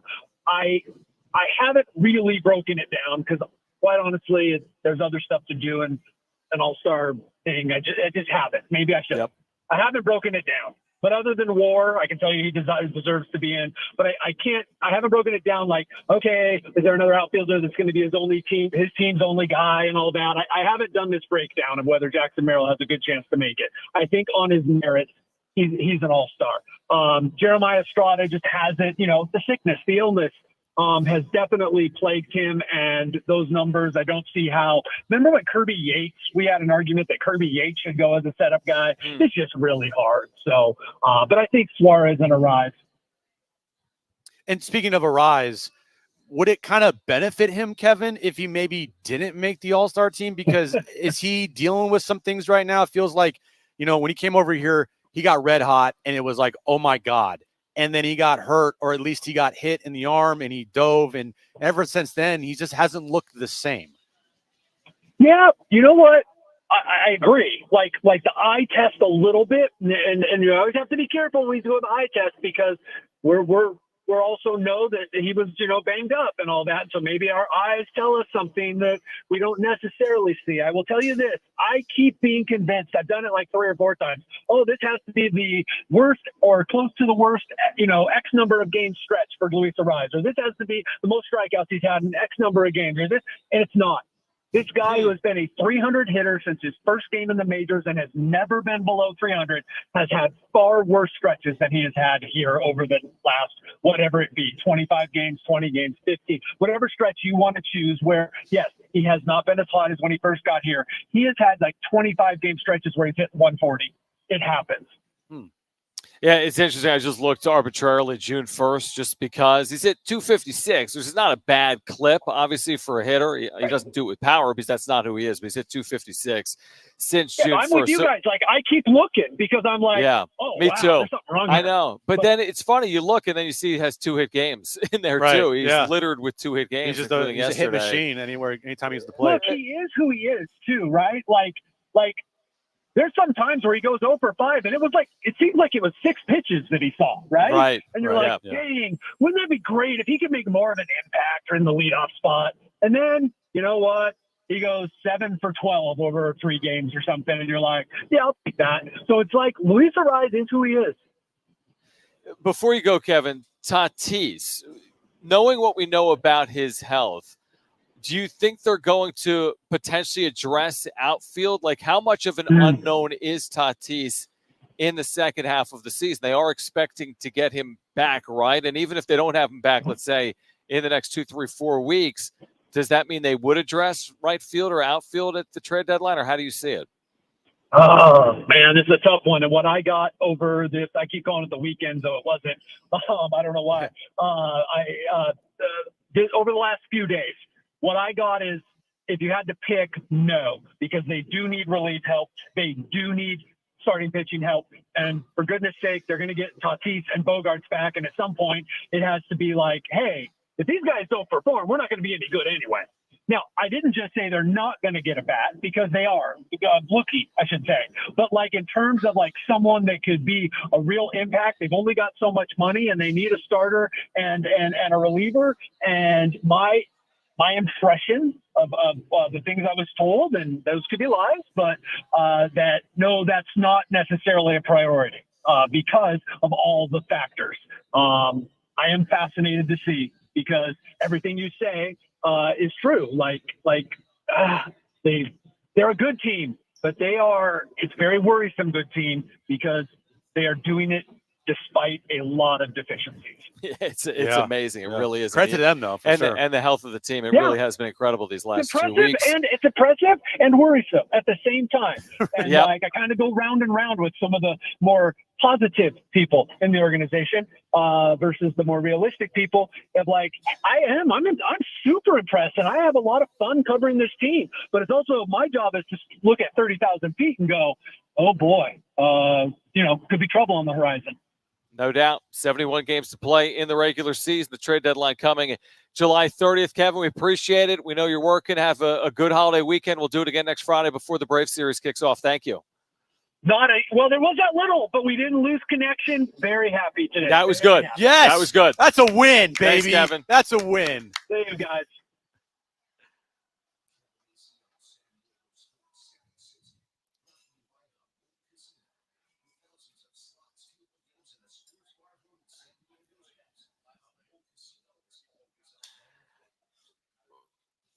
We'll react to our conversation with Kevin. Plus, Kevin's colleague, Jeff Sanders, reporting a starter for the Padres will be activated here today. We'll share with you who that is on the other side. Plus, why Garrett Crochet may not be realistic for the Padres. And Bob Scanlon will join us coming up at 4:30. It's Jon and Jim.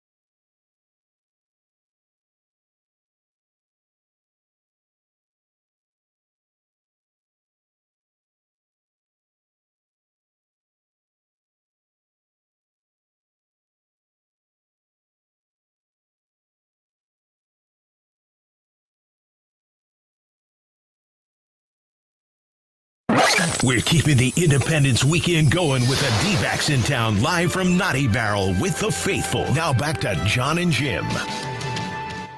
All right, with you until 6 p.m. Naughty Barrel Holiday Weekend. Padres D-backs coming up at 6:40. We're here until 6. Bob Scanlon joins the show. Great broadcaster, Padres.tv. He'll join us coming up at 4:30. So Jeff Sanders at the UT and others now reporting that Luis Campusano will be activated today. Yeah. He's expected to start a catcher on Sunday.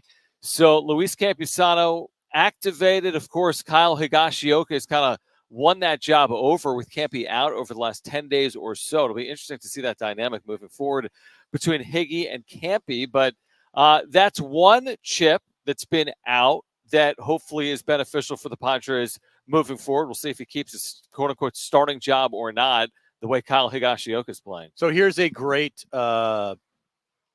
summary of Schulte's press conference today. Okay. Like we just said, Campy to be activated. Can't say the corresponding move yet. Top secret stuff at the ball yard. Favorable reports on Bogey's rehab assignment. You starting to play catch. Joe long toss. Hashtag Padres. Well, would the move not be Brett Sullivan because the move would be Brett Sullivan? I don't know. You know how they are. They just it's going to be Brett Sullivan. Okay. Well, let's see. Yeah, Brett Sullivan here, but Campusano says he's ready to go.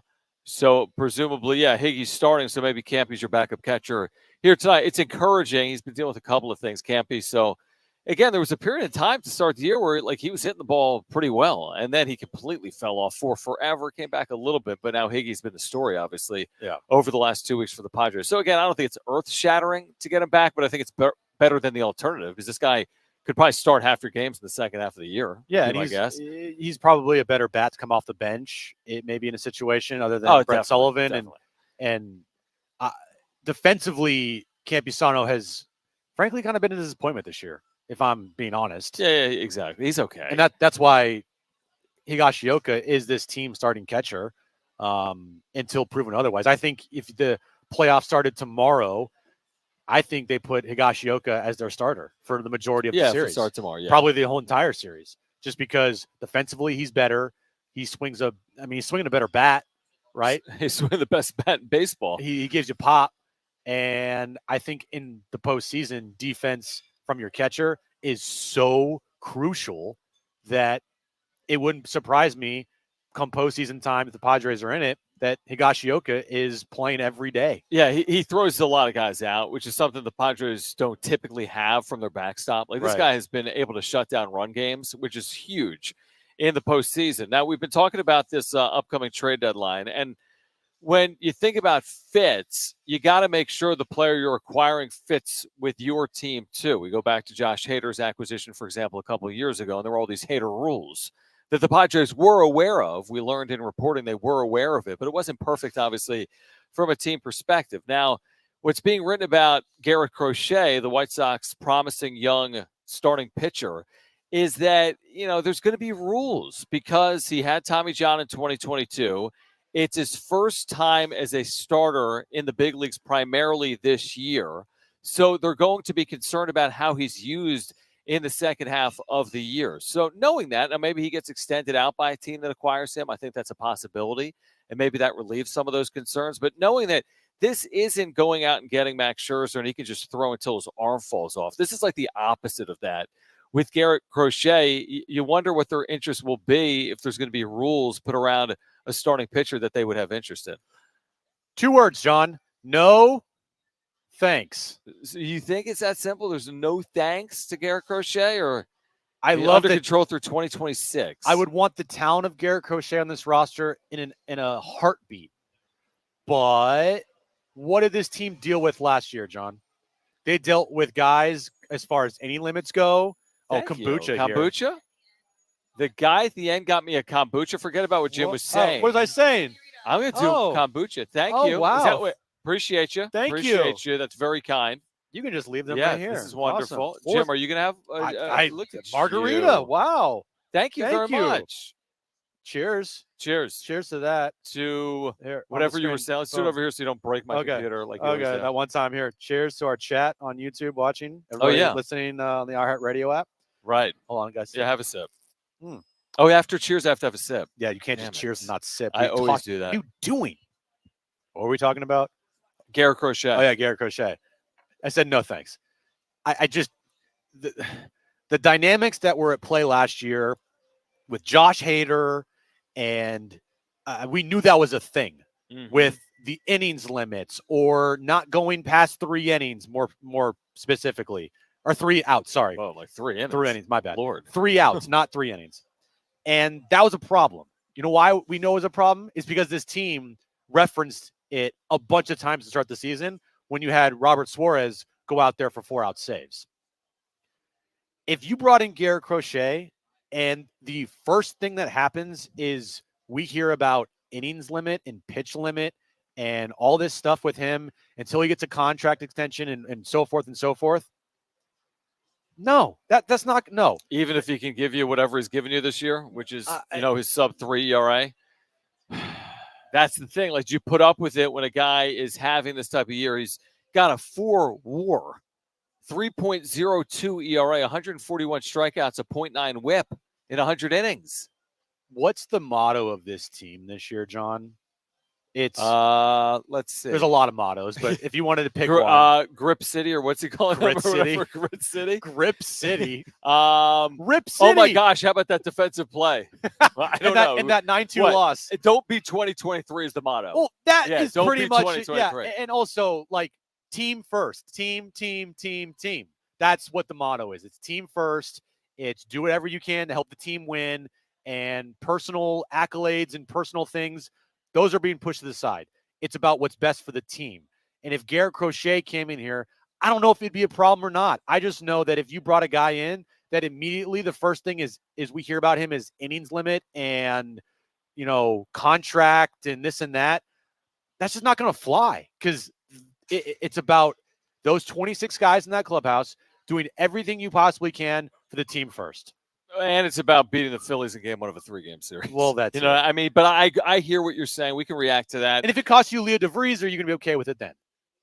If they're winning the postseason, I'm absolutely great with it, actually. That's Not true. just fine with it. I'm thrilled if they're winning in the Yeah. postseason. If you want to react to that, 70470, start it with the word team. On the other side, we'll get to the wrap. Bob Scanlon will join us at 4:30. We're at the Naughty Barrel downtown, 9th and Market, here until 6. They got food and drink specials going on right now. Hour 3 of an extended Jon and Jim is next.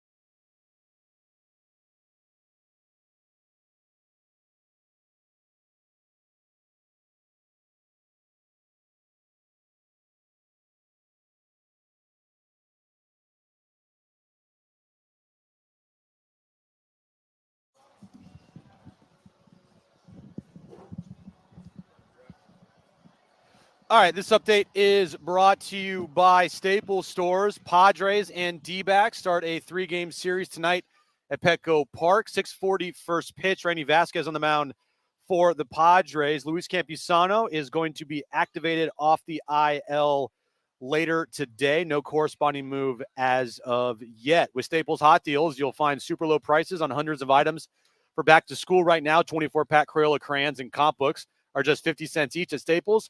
Plus, save even more with the Easy Rewards program. In-store only. Offer ends 8/24, limited to 20. Save big on back to school at Staples.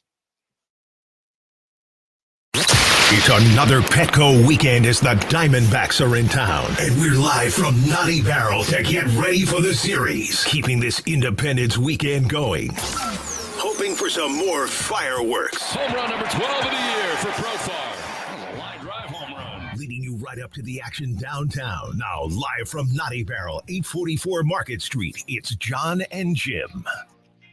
All right, San Diego and Southern California, what's going on? This is hour 3 of a special 4-hour edition of Jon and Jim. We're with you until 6 p.m. Naughty Barrel downtown. What a day it is. 75 degrees, a couple hours out from a series opener between the Padres and Diamondbacks tonight at Petco at 6:40. We got margaritas. We've got kombucha. We've got margs. They have great food and drinks. Happy hour specials going on right now. Kick off your holiday weekend here. They'll have the game on, obviously, even if you don't have a ticket. This is the place to be on this Friday. Speaking of Friday, this has nothing to do with Friday. Bob Scanlon will join us coming up at 4:30. So Bob Scanlon Scans will be with us, Padres.tv. Great broadcaster. Love Scan. He'll join us at 4:30. Next week, by the way, is a crazy week. We're going to be in Vegas at Circa Wednesday and Thursday for Mountain West Media Days for football. Yep. Then Friday we'll be here because the Padres are back home as well next weekend against Atlanta. We have Brian Dutcher on the show next Tuesday. We have Sean Lewis on the show. We'll have Sean Lewis on for Matt. We'll have Gloria Navarez, the Mountain West Commissioner, on the show next week. So we are loaded next week with Sean Lewis, Gloria Navarez, Brian Dutcher. Kevin Acey will join us.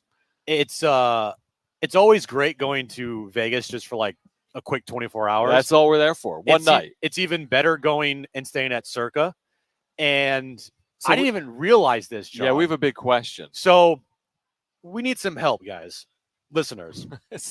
So we're in Las Vegas next week, July 10th and 11th. Right. Staying the night, July 10th. Well, I just found this out yesterday. How did you find this out? Well, I was on Instagram and I saw that Team USA or NBA basketball, Team USA, posted that Steph Curry has arrived to Las Vegas for Team USA training camp. So your ears perked up. I'm like, what? Oh. He's in Las Vegas? Or at least that's where the training camp's happening? I'm going to be in Las Vegas next week.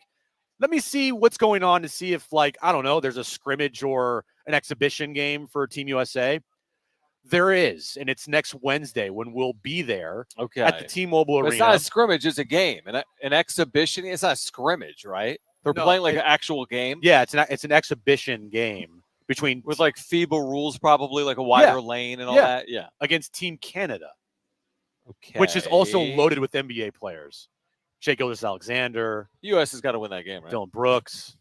Well, yeah. I mean, you have, let me see here. Kevin Durant, LeBron James, Steph Curry, Anthony Davis. Well, they got to win Joel every Embiid. game they play internationally, right? They're Team USA. They better win every freaking game They're they Team play USA, internationally. yeah.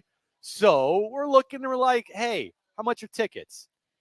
They're like about $150. So now me and John are thinking, like, do we go and do we watch? Do we go? Team USA take on Team Canada? Is that like a okay, so hear me out, because now I'm looking at their schedule. So after they play Canada, Jim, next Wednesday night, their next game is in the United Arab Emirates 5 days later against Australia. They'll play 2 games there in Abu Dhabi. Then they'll play a game in London against South Sudan. Okay. Then they'll play another game against Germany in London. Then they're in France July 28th. This is the ramp-up. The ramp-up begins July 10th here in the U.S. Then they go to the UAE. Then they go to London. Yeah. Then they go to Paris. And they play Serbia in their opener. So let's talk through this real quick. Let's talk through it. So, okay, so basically it's $150 each with taxes and fees. Because it's a little less than that, but I think it's $150 each. Is there anything that we were supposed to do Wednesday night? We were. Now, we were. Okay. Because we were supposed to see coaches and players from Oregon State and Washington State as part of their little pack to get together at the Bellagio. Oh, no that's big right. deal. No, yeah. Now, and remember the yeah. PAC, to correct me if I'm wrong, the PAC media communications manager used to work in baseball, right? Correct, yeah. So I didn't realize that, but there's that familiarity. So if we told him, hey, we're going to Team USA. We would love to hang out. Do it all, dude. But we would have to we have our show. We whip over the Bellagio. Are we just talking about this on air? I kind of thought we were on the phone. It's okay. Whatever. Bob Scanlon's going to join us at 4:30, and we'll get to the wrap in a moment. Yeah. What do you think of this? Okay. Show till 6. Okay. Get to the Bellagio. How far from downtown to Bellagio? Let's say 15 minutes. Okay. Well, we would need to book it. So hear me out. We're there at 6:15. We hang for 30. 6:45. We get over to T-Mobile. T-Mobile's on the Strip. So now at Bellagio, we're very Right there. close. We're very close. And we're checking all the boxes. We're seeing the people we need to see. I think we got to do it. Do you think we got to do it? This is kind of Can you get us floor seats? Well, and by you, I mean to anyone listening. Can we get credentialed? I don't think, for what? Are you covering Team USA this summer? I mean, I think we're a little late on the credentialing. Probably. The game's a day. Yeah, it's next week. It's less than a week away. It's hard to get credentialed. So Team USA, is that a must? Versus Team Canada. And this team's never playing like this. LeBron's old, Steph's old, KD's old. This is the last time that Team USA will have LeBron, Steph, KD, Kawhi. Who else is on the team? Anthony Davis. Yep. You have Anthony Edwards, who will be on the team for a while. Yeah, definitely. Jason Tatum, Joel Embiid. They could be on it again. Drew Holiday. You love Drew Holiday. I do. I don't know. I'm I do. I'm looking at the roster. Okay. Devin Booker's on this team. Devin Booker. Bam's on this team. Bam Adebayo. Yeah. Tyrese Halliburton could be on this team again. Yeah, I'm with you, dude. I mean, I'm down if you're down. If you want to do it, I mean, let's do it, right? Screw it. We're doing it. Are we going to do it? Well, then we got to get tickets. I think we okay. Then I guess we'll just have to buy tickets here. We're going to hear from Mike Schild as well, by the way, because Marty is inside Petco Park. Brent, I'm going to send this over to you. And we'll get to this, let's say, within the hour. We'll hear from Mike Schild pregame. Like you said, you covered some of the topics he touched on. But, Brent, we don't need it now. We'll get to it maybe coming up after our conversation. 4:45. With Bob Scanlon. But what we can do now, we'll work on that. Honestly, at the break, dude, we got to look at tickets. Screw it. I'm looking right now. Okay. right now, let's get to this.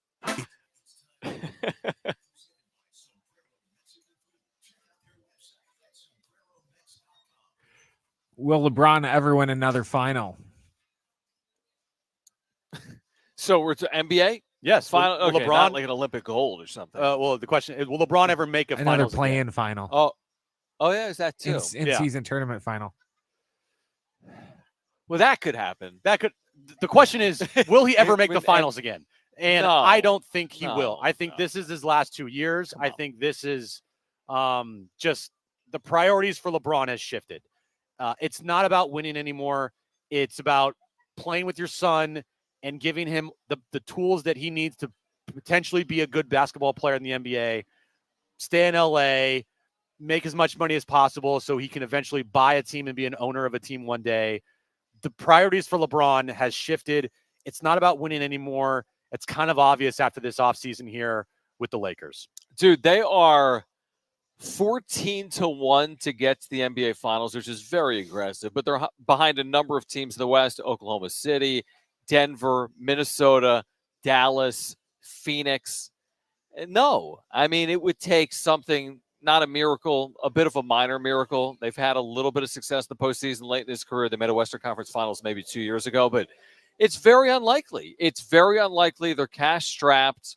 They haven't been great. He's not getting younger, although he's been unbelievably good even late in his career. It would be surprising. Let's put it that way. It would be surprising if LeBron James played in the NBA Finals again in his career. Correct. Next question. Will Joe Musgrove make over or under 10 starts for the rest of the year? So if he returned in mid-August, then no. Or if he returned in August, then maybe. I say no. I say no, too. I would be shocked if he even made 5 to 8 starts, like quality starts. He's only made 10 this year. Right. I'm going to go under on that one. I don't expect much out of Joe at all. whatever you get out of him, you'll take it. But it's not something that I feel like fans should be waiting for. Like, hey, just wait till Joe gets back. It's like, nah, I don't know about that one. It'd be great if he did return, and when he does return, pitches like we know how Joe can pitch, because that's a huge boost for this team. But I just don't see it, John. It would be amazing if he gives them valuable innings late. I mean, even if it happened in the postseason or in September when they really needed it, I'm with you.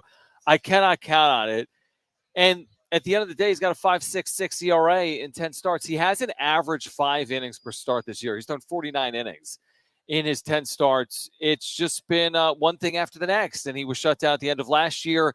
He's been shut down multiple times this year. I will say this with Joe. I've said it with like Xander too.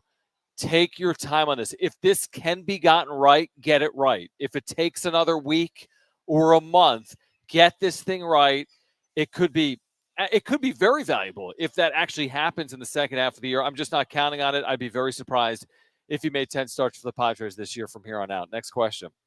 Who do you guys think should be NL Rookie of the Year? Well, it's going to be between Paul Skeens and Jackson Merrill. Are you going to die on the Paul Skeens hill here on San Diego Sports Talk Radio? I will not die on that hill at all, because Jackson Merrill's our guy, and Jackson Merrill deserves it. He's been here since day one. I think that has to factor into it. I agree. And there's still a lot of season left, obviously. Yep. You know, Paul Skeens could, at the end of the year, you know, be like, what's his numbers right now? He's thrown 52 and a third innings. That's only 9 starts. He's got a 2.06. He hasn't lost. He's 4-0 with a 2.06 and 52 and a third innings, a 1 whip. Like at the end of the year, say he's 10-2 with like a 2.2 ERA. He's gonna win it. And 130 innings pitched. He won it. Don't you think? Hard to beat. Yeah, it kind of jumps off the page, and he's gotten the national recognition. Yeah. Now, if he's 5-5 with a 3.5, that's not overly special. But or 6-6, and if they both make the All-Star team, which I think they both could, yeah, they definitely could. That kind of like cancels it out there. But it's going to be hard to beat if Paul Skeens puts up those types of numbers at the end of the season. That would mean Jackson Merrill would need to have like 25 home runs, hit 295, and have an OPS of like 820, potentially to even to overtake Paul Skeens if Skeens puts up those types of numbers. Now, there's 2 questions here. Who should win the Rookie of the Year? Based on everything we've seen so far, you could absolutely make a case for Jackson Merrill, and I'm comfortable making it. Who will win it? In my opinion, Paul Skeens. Here's how he doesn't win it. Wheels fall off or he doesn't stay healthy. If he only makes 14 starts this year, he's made 9. He's not winning Rookie of the Year. If his ERA jumps towards 4, he's not winning Rookie of the Year. I think he stays sub 3 and he pitches the rest of the year, he's winning it. So I think Skeens wins it. I think you could absolutely make the case that Merrill should win it. Next question. Who should the starters be for Team USA? Oh, yeah. Let's break this down. So there was a report, which I don't understand the report about. Of course, LeBron James will be a starter for Team USA. He's not going to come off the bench. Like, that was even a question. The report was he's going to start. Well, yeah, of course he's going to start. Is that the point? Like, there was maybe some type of rumor out there that LeBron would come off the bench. Now, by the way, Steve Kerr is the head coach for Team USA. It's not Greg Popovich. It's not Coach K. Yeah. Steve Kerr, I think, this is his first Olympics that he will be the head coach of the team. And Steve has a different type of, I guess, coaching style. But LeBron is going to start. To me, it's pretty easy on who the starters are. All right, give them to me. It's Steph Curry. It's Kevin Durant, LeBron James, Joel Embiid. And if you want to go... You said it was easy. Jason Tatum. Okay, yeah. Who's playing the best basketball of his career, coming off an NBA title in his prime. Yeah. I would say no reason not to go with those are your 5 right there. Who among, on this group, here's a serious question for you because I'm fascinated by this. Who gets the least tick, the least run on this team? Like, who at the end of this tournament is playing, I don't know, tell me, 8 minutes or less a game? Like, is it Kawhi because he's been nicked up? Is it Bam because they've got other centers like AD behind Embiid? I would say yes. I would say it's Bam Adebayo and Jalen Brunson. Tyrese Halliburton. I think Okay. Tyrese Halliburton. I think Okay. Drew Holiday is going to play a role because of his defense. I think Devin Booker and Anthony Edwards, especially, to me, Is that weird? Like you're like an all I NBA, know, all world caliber, and you're getting like 8 minutes. Well, you got Steph and Drew Holiday. That's your backcourt, like rotation. Tyrese Halliburton is your third guard. Booker, Edwards, those are your shooting guards. And then you got LeBron, KD, Kawhi, and Jason Tatum. And then your centers, Joel, Embiid, AD, and Bam Adebayo. Bam and Tyrese probably are not going to get the most run. But if this team doesn't win the gold, John, what the hell, man? This is a freaking stacked team, That's dude. always the issue with Team USA. I mean, it's the same thing as name the team, right? It's like the New York Yankees. If they don't win the World Series, it's a disappointing year. If Team USA doesn't win in Paris, I don't care what happens. I don't care if Steph scores 68 in the gold medal game and they lose. That's not going to be perceived as a good thing. There's no way you can spin it. You have to win, and likely you got to find a way to. I mean, you're going to have to win big to some extent. It's not like you're going to hope the gold medal game comes down to the final possession.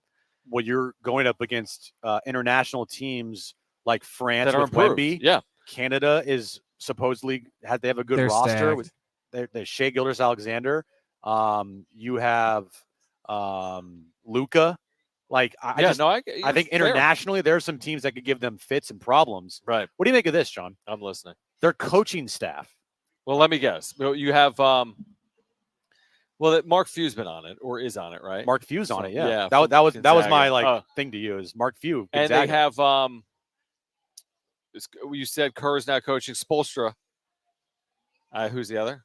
Ty Lue. But mostly I wanted to talk about There's Mark always Few. There's always like one college, right? Yeah. Guy. Has he not been there previously? Is that new for Few? Because I don't Yeah. know. I thought that was interesting. Yeah, it that is Mark interesting. Few It is of Gonzaga is on the coaching staff for Team USA. Is this a long way of us saying we're going to go? I'm trying to really talk No, it's a myself into 40-minute it. game too. It's not a 48-minute game. Yeah, but how could we not go? How could we not go if we didn't buy tickets or if we didn't go to T-Mobile Arena? Yeah, I mean, I'm down, dude. I mean, do I have $200 to do that? No, I mean, that's a bit of a stretch, but I could do it. Am You I got the like? money? Got married? Am I the Oh, yeah. only one that is getting like 2004 vibes from this team? Because they're old and tired. Well, yeah, like I feel like they're gonna go in there and lose. why? They have the best players on the planet on the team. Again, Yeah, there's a lot of those players, Jim, are also on the 2004 team that lost. Who? LeBron? LeBron was on the team. Allen Iverson, 14. Marbury, Dwayne Wade, Oh, he's saying they were- Carmelo. older than 04. Yeah, I don't know. I feel like I'm getting 04 vibes from this. Like everyone's just like, oh, they're gonna win. So and is then that the last time they lost? Yes. Brent hates America. Yes, It's official. I do. I So was gonna this is the announce it last time yesterday, they but we didn't lost. work. I don't see. Here's the thing. I'll be honest with you, Jim and Brent. I don't really the Olympic basketball. I don't pay attention to because my assumption is they're just going to win it. Now I want to watch it this year in Paris. I'll definitely want to watch it if we go to Vegas moving forward. But I'm not like watching it like, man, do you think Serbia is going to give us problems with the 2-3 zone? I just assume we're going to beat Serbia in the opener by 39 points. Right? Yeah, That's how I look at it. Well, this team it's like the last time that you'll have Steph be on it, and he's never been on it before. By the way, this is First and last. This is his first time because he's What declined happened a couple last other time? times. Every other Okay. time there's been an They've Olympics. been winning or they've been playing deep into the postseason. Yeah. They've been in the NBA Finals. That's So cool. this is his first Olympics, and I know for him, he said this is the last thing that he wants on his resume is to win Olympic gold. Last time for LeBron, Definitely. easily. Last time for You KD. think? Last time for KD. Bronny next time? 2028 LA? Yeah, they'll give him the roster spot. And for that right there, maybe last time for Anthony Davis. Who knows there? You have a couple guys that this is their last time, but for that alone is motivation enough to go out there and win the gold to finish off their careers for in Team USA basketball. Last dance, if you will. Last dance, yes, last dance for sure. All right, I'm down. Here's the thing. I'll leave you with this, Jim. Maybe this will be like a reason for us to go. When I was in college, the Wizards trained at Penn State. Yeah. And Michael Jordan was on the Wizards his first year. Okay. And his first training camp game, what's that even called? Preseason game, was there, and that game sold out, and I went to that game, and it's kind of like a cool memory. Like looking back 20-something years later, I saw Michael Jordan play at the Bryce Jordan Center, his first game with the Wizards. It's kind of random. So my point is, this is probably cooler than that. So seeing 40-year-old Michael Jordan or seeing the Team USA ramp up. All right. What about this, John? No, I don't want to sit downstairs for $500. Okay, I found 2 seats. Yeah, on the floor. Floor seats, section H, row A, seat 35 and 36. How much? On the floor. It's not that much. I think we could swing it. How much? $3,200 each or per? Each. Each is per. Yeah, that's fine. Yeah, just grab those. Grab those. I'll pay you back. That's okay, per cool. butt cheek. Yeah, exactly. Okay, I got it. We're, so $6,000 plus transaction fees, $8,000 for an exhibition game in Vegas. Yeah, where we'll see LeBron James for 2 minutes, 7 minutes. Yeah, get those. Okay. All right. On the other side, Bob Scanlon, great broadcaster, of course, long time with the Padres. Padres.tv. His thoughts on the really good play recently here from San Diego. 11-3 in their last 14 games. The injury updates plus the trade deadline coming up. Bob Scanlon scans, joins us next. We're at the Naughty Barrel. Stay with us on Jon and Jim.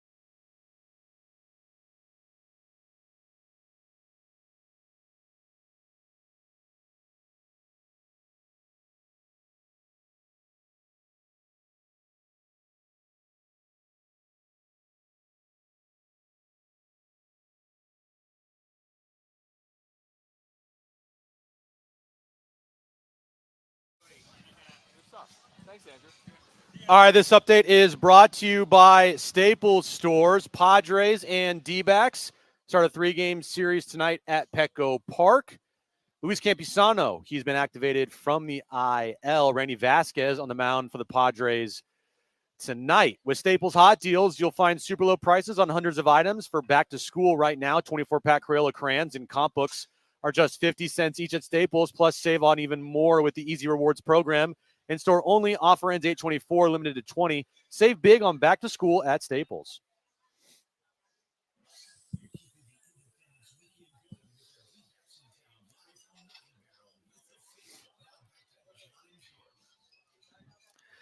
All right, Jon and Jim, Naughty Barrel, downtown. We are here until 6 p.m., 9th and Market. What a day it is. Padres back home playing some of their best baseball of the year, if not their best baseball, 11-3 in their last 14 games. It's our pleasure to have Bob Scanlon back with us, Jon and Jim, San Diego Sports 760. Obviously, Padres broadcaster, outstanding at Padres.tv, and back with us here on San Diego Sports 760. So, Bob, we appreciate it. Let's just start with the recent play. 11-3 over their last 14 games, coming back home before the All-Star break. What's the biggest reason, as you've been watching this team, that they've played so well here over the last couple of weeks? And thanks for hopping on. It's a great question, and we ask ourselves that all the time also because they're missing so many pieces, right? Musgrove's not here. Darvish isn't here. Tatis isn't here. Bogarts hasn't been here. Campusano's been missing. So you're thinking to yourself, and at the end of a streak of them playing so many games without any days off, so there are all the reasons where you could say, oh, it's the end of this long streak. You could be getting tired. You're missing some of your big pieces.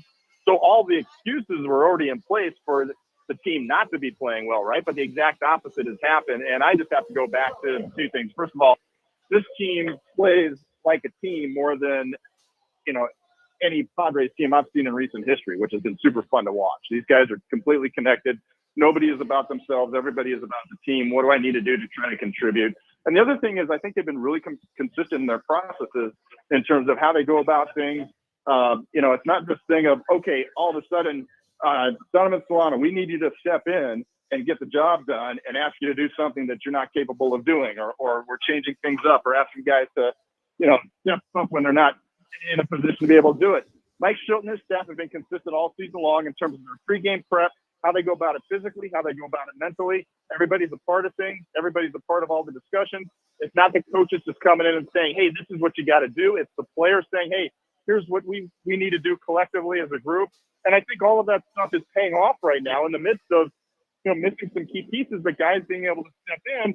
And it kind of goes back to what you brought Mike Shilton here to do in the first place, right? I mean, it's sort of the Cardinal way. That's his background. And part of that is every man is here for the team. What do I need to do to step up and be prepared when I'm asked to do something, no matter what it is? And that's what we've seen out of this ball club, especially of late during the streak of solid baseball. And would you put that on Mike Shildt as being the guy that has embedded this message into this team as far as team first, or where does that come from for this season here, Scan, in your opinion? Yeah, I think it starts with Mike because he came in here, and I know that he talked to the coaching staff, he talked to the players, and again, it wasn't a message of, okay, what are we going to tell these players to do? It was more a thing of, let's have conversations with our players and find out what they weren't happy with last year. What do you guys think we need to work on? What do you guys think we need to do better? And it's not just a one-time conversation. It's every single day when they have their ball talk session after batting practice, or usually it's right after batting practice, where they get together and they talk about the previous game and they're open. It's a collective group content of, hey, here's what we did well yesterday. Here's what we could have done better yesterday. And what do we need to do to walk away with a victory in today's ball game? And so there's a collective buy-in as opposed to, I just got a couple of coaches trying to tell me something, and this coach is telling me one thing and that coach is telling me another. That's totally different than players having ownership of it and feeling like they're part of this process. And I know it starts, that's something that Mike brought over and really wanted to emphasize starting back in spring training. And so, granted, the players have to buy in. So I'm not trying to take anything away from these players who have stepped up and got themselves prepared and done all the little things and put their own personal needs in front of what the team needs in many cases. Whether it be Xander Bogaerts going over to second base or Robert Suarez taking the ball, 3 days in a row and going out there 8 times to give us, saves that are more than an inning long, whatever it is. The list goes on and on of guys that have just, what do you need? Okay, I'm here. Let's get it done. So again, it's a cultural shift. And I give credit to Mike, but I also give credit to the leadership in the clubhouse of buying in and saying, yeah, this is what we need to do because last year did not go the way we wanted it to. We need to do something different. And these guys are stepping up and showing a different sense of commitment to each other and to the ball club. That's really good insight from Bob Scanlon, Padres broadcaster, with us right now on Jon and Jim. Now, Scans, I mean, you spent so much time in the big league, so you understand, the circumstances that play out with injuries. It's just a part of sports. It's a part of Major League Baseball as well. But considering the Padres' injuries, like how challenging is this to navigate? They've overcome a lot here with Darvish and Musgrove and Bogarts and Tatis right now. Like, is this sustainable to have this significant of a set of injuries? They're playing good baseball. Can they continue to overcome injuries in the second half, or how do you see it? Yeah, obviously you don't want to have to play through all these injuries, right? They get Campusano back today. I heard you guys talking about that. Yep. Xander Bogaerts, according to Mike, could be back within a week, maybe before the All-Star break. I'd be surprised if that happened. There's no reason to rush it, right? So probably, but at least right after the break. Sounds like Fernando's getting better as well. So, you want to get all these pieces together. But look, the question always over the course of the season, right, is how well can you just hold serve while your big boys are down? Because it's going to happen at some point during the season. And the Padres are doing more than just holding serve. They're winning games. And again, I think it's a credit to the processes that they have in place, but also to the players that they've brought in. When you bring in Donovan Solano type guys that can fill in for Manny over at third base, David Peralta, professional player, Kyle Higashioka, don't underestimate what he's done since he's gotten more playing time. It started before Campy got hurt, but obviously since Campusano got hurt, he's done the majority of the catching and not only handling the staff excellently, but swinging a hot stick as well. So, it's a credit. It's a collective thing, right? AJ's got to bring in the right pieces. They brought in guys who are professionals. They know how to handle themselves when they're playing and when they're not playing, even more importantly, to keep themselves ready. And I think that's been a big part of it as well, is just having the right personnel in here, guys that are hungry, guys that want to be a part of something that they know is special and buying into. And it's not about me. I'm not here just to work for my next contract. I'm not here just to, try to prove that I'm healthy so that I can get a better opportunity somewhere else. These guys are here because they want to be a part of Padres baseball, and it shows on the field. Jackson Merrill this year, frankly, we were talking about today, Scans, we all think he should be an all-star. His numbers show it. He's played since the start of the season at an exceptional level for being a 21-year-old. And start of spring training, there was a lot of questions about him, about can he adapt to center field? How is he going to adapt being a 20-year-old in the big leagues? And I feel like he's just answered every single question. Did you see this type of impact so far this year from Jackson early on, and not just on the field, but in the clubhouse as well? No, I think you nailed it. You summed it up right there, right? I don't think any of us anticipated this, right? I mean, it's like, okay, kid, go from shortstop over to center field so that we can get your bat into the lineup that's not proven beyond Double-A. I mean, that's a lot to ask of anybody. And, in talking to him over the previous couple of years, you think to yourself, okay, if there's somebody that can handle it, it would be Jackson Merrill. This kid is so just so strong and has his feet on the ground and just has an understanding of who he is as a hitter, who he is as a player, and this level of confidence without being cocky. It's just a confidence of, hey, what do you need me to do? I'll get it done. And he just took the bull by the horns with center field, didn't he? I mean, it's been absolutely amazing. And the other thing is, okay, when does be at the major league level, both physically and mentally, when the league starts to figure him out and they start making adjustments, and now we'll see what this kid's all about. We keep waiting for that adjustment period to happen, and guess what? It's really never happened. I mean, if opponents have made adjustments, we've seen them. Okay, now let's try the fastballs in. Oh, he's turning on. Oh, let's try the breaking ball. Stay back on that. He's so balanced at the plate that there's really no one place that you can just go and exploit. And even though the league's tried to adjust right back to the point where here we are at the midseason, and he's playing some of his best baseball of the year, and just made fun. And what was fun is talking to Joe Musgrove about it, because Joe spent a ton of time with Jackson, and I can't think of anybody better for Jackson than he's spending time with than Joe Musgrove in terms of how do you handle yourself as a professional and as a person in the big league. But Joe said, look, training, Jackson was working so hard to get better at center field that other guys were saying, hey, kid, you might want to pace yourself a little bit, all right? It's a long season. And Joe, on the other hand, said, no, do what you need to do. Work your tail off right now. Get your foundation in place. Check back with us. So we're going to help you and try to guide you through the season in terms of how you get through it physically and mentally playing a longer season at this level. So just test yourself. If you feel like you need to bust the tail in spring training right now to get yourself on track and get that foundation where you need it to be to head into the season, then that's what you need to do. I give Joe a ton of credit for giving him that recognition because that's what it is. Jackson, he wants to play every day. He wants to get himself better. He's going to push himself, and he has the knowledge. Yeah, he still needs to learn from the veteran guys how to push himself for a full season. But, man, this kid's got the makeup, and he's shown us that he's got the physical talent as well. And to your point, it's been super fun to watch. It's been amazing. It really has. Bob Scanlon's with us right now, Padres broadcaster, Jon Jim, San Diego Sports 760. So, Scans, I don't know if it's factual or not, but it felt a little bit like the season was on the break, and the season was on the break in Philly. They had lost 5 straight again. He was outspoken after that 5th loss, saying, hey, I got to get better. I'm paraphrasing. Whatever I need to do, I need to blow out my elbow to do it. And from that point on, this team's 11-3. We've often said as Manny goes, goes. What has changed here for Manny over the last couple of weeks from your perspective? Well, yeah, it's a great question. And first of all, let's not forget that Manny was actually swinging the bat really well before he had that hit message, right? Sure. He was starting. So it wasn't like this came out of nowhere. He was swinging the bat pretty good. And we also know Manny is not streaky. When Manny gets hot, it's not hot for a week. It's not hot for 2 weeks. It can be hot for 2 months when he starts getting going. So it was unfortunate when the hit thing happened. And I think Manny being Manny, and we all, maybe not everybody knows it, but seeing behind the scenes, get a chance to see how he was hurt as much as anybody I've ever been around.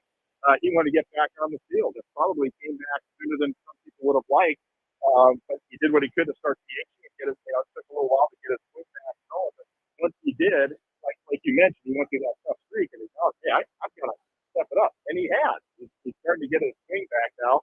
It's feeling better. He's back over playing third base defensively. So obviously that's a big part of it. Hopefully we see this Manny the rest of the way because, as we said, he doesn't talk for a week or two. He can talk for a month or two, and everyone else is stepping up around him as well. So kudos to Manny because, like I said, nobody plays more than he does. It's great to see him back on the field because everybody knows when he's on the field and over there behind the hot corner, he's a presence. Final one from these guys. Where does the season of Jerks from Profar? You've been around the team a long time. Where does the season, the story of Profar this year rank for you? I'm as shocked and as happy and excited as anybody else. Anybody see this coming? I think the only one who saw it coming was Jerks, right? Yeah. I mean, when he's talking about it, he says, "This is who I am. Why are you people all surprised?" And you got to remember where his background. This is a guy that, as a kid, won the Little League World Series, got back to the Little League World Series the next year. When he signed with the Texas Rangers as a 17-year-old, he was one of the most sought-after prospects in the world. Not much teams wanted to have him as a pitcher. He showed substance because they were going to allow him to play shortstop, which is where he wanted to play. He's been a prodigy his entire life.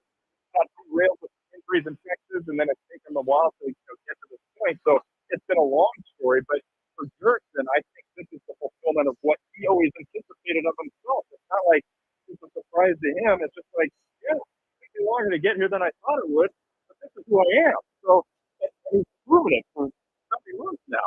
It's not cooling off. It's fun when you talk to him and other people around him. It's not by accident. It's kind of work that you put in the offseason and Tatis Jr. and Tatis team. It's about going down to winter ball. It's about learning some things from Victor Rodriguez, who had learned some things from some other players who were switch hitters and shared some information with Jerkson about here's something you might want to try. One of them is Jerkson now has changed his routine, pregame routine, to take as many swings from both sides of the plate. Whereas before he was more focused on whichever side he was going to probably use against the starter that day. And it's done two things. It's kept it sharp for facing the bullpen later on, right?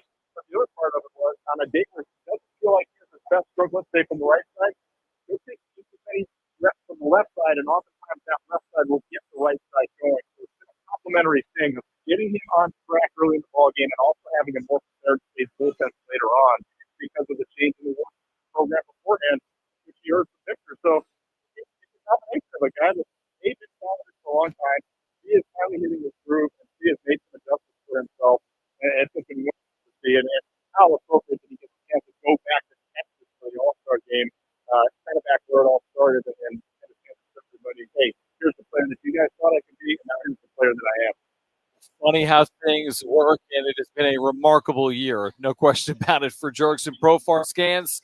Truly appreciate it. We hope you've had a good fourth into this holiday weekend. We know it's busy with Padres baseball, but we appreciate you swinging by here on San Diego Sports 760. Always fun talking with you guys, and let's see the Padres keep it rolling, right? No doubt. Let's do it. Thanks so much, Thanks, Bob Scanlon, Scans, Padres broadcaster at Padres.tv. We'll react on the other side. We'll hear from Mike Schilt coming up. We're with you from the Naughty Barrel until 6 p.m. on Jon and Jim.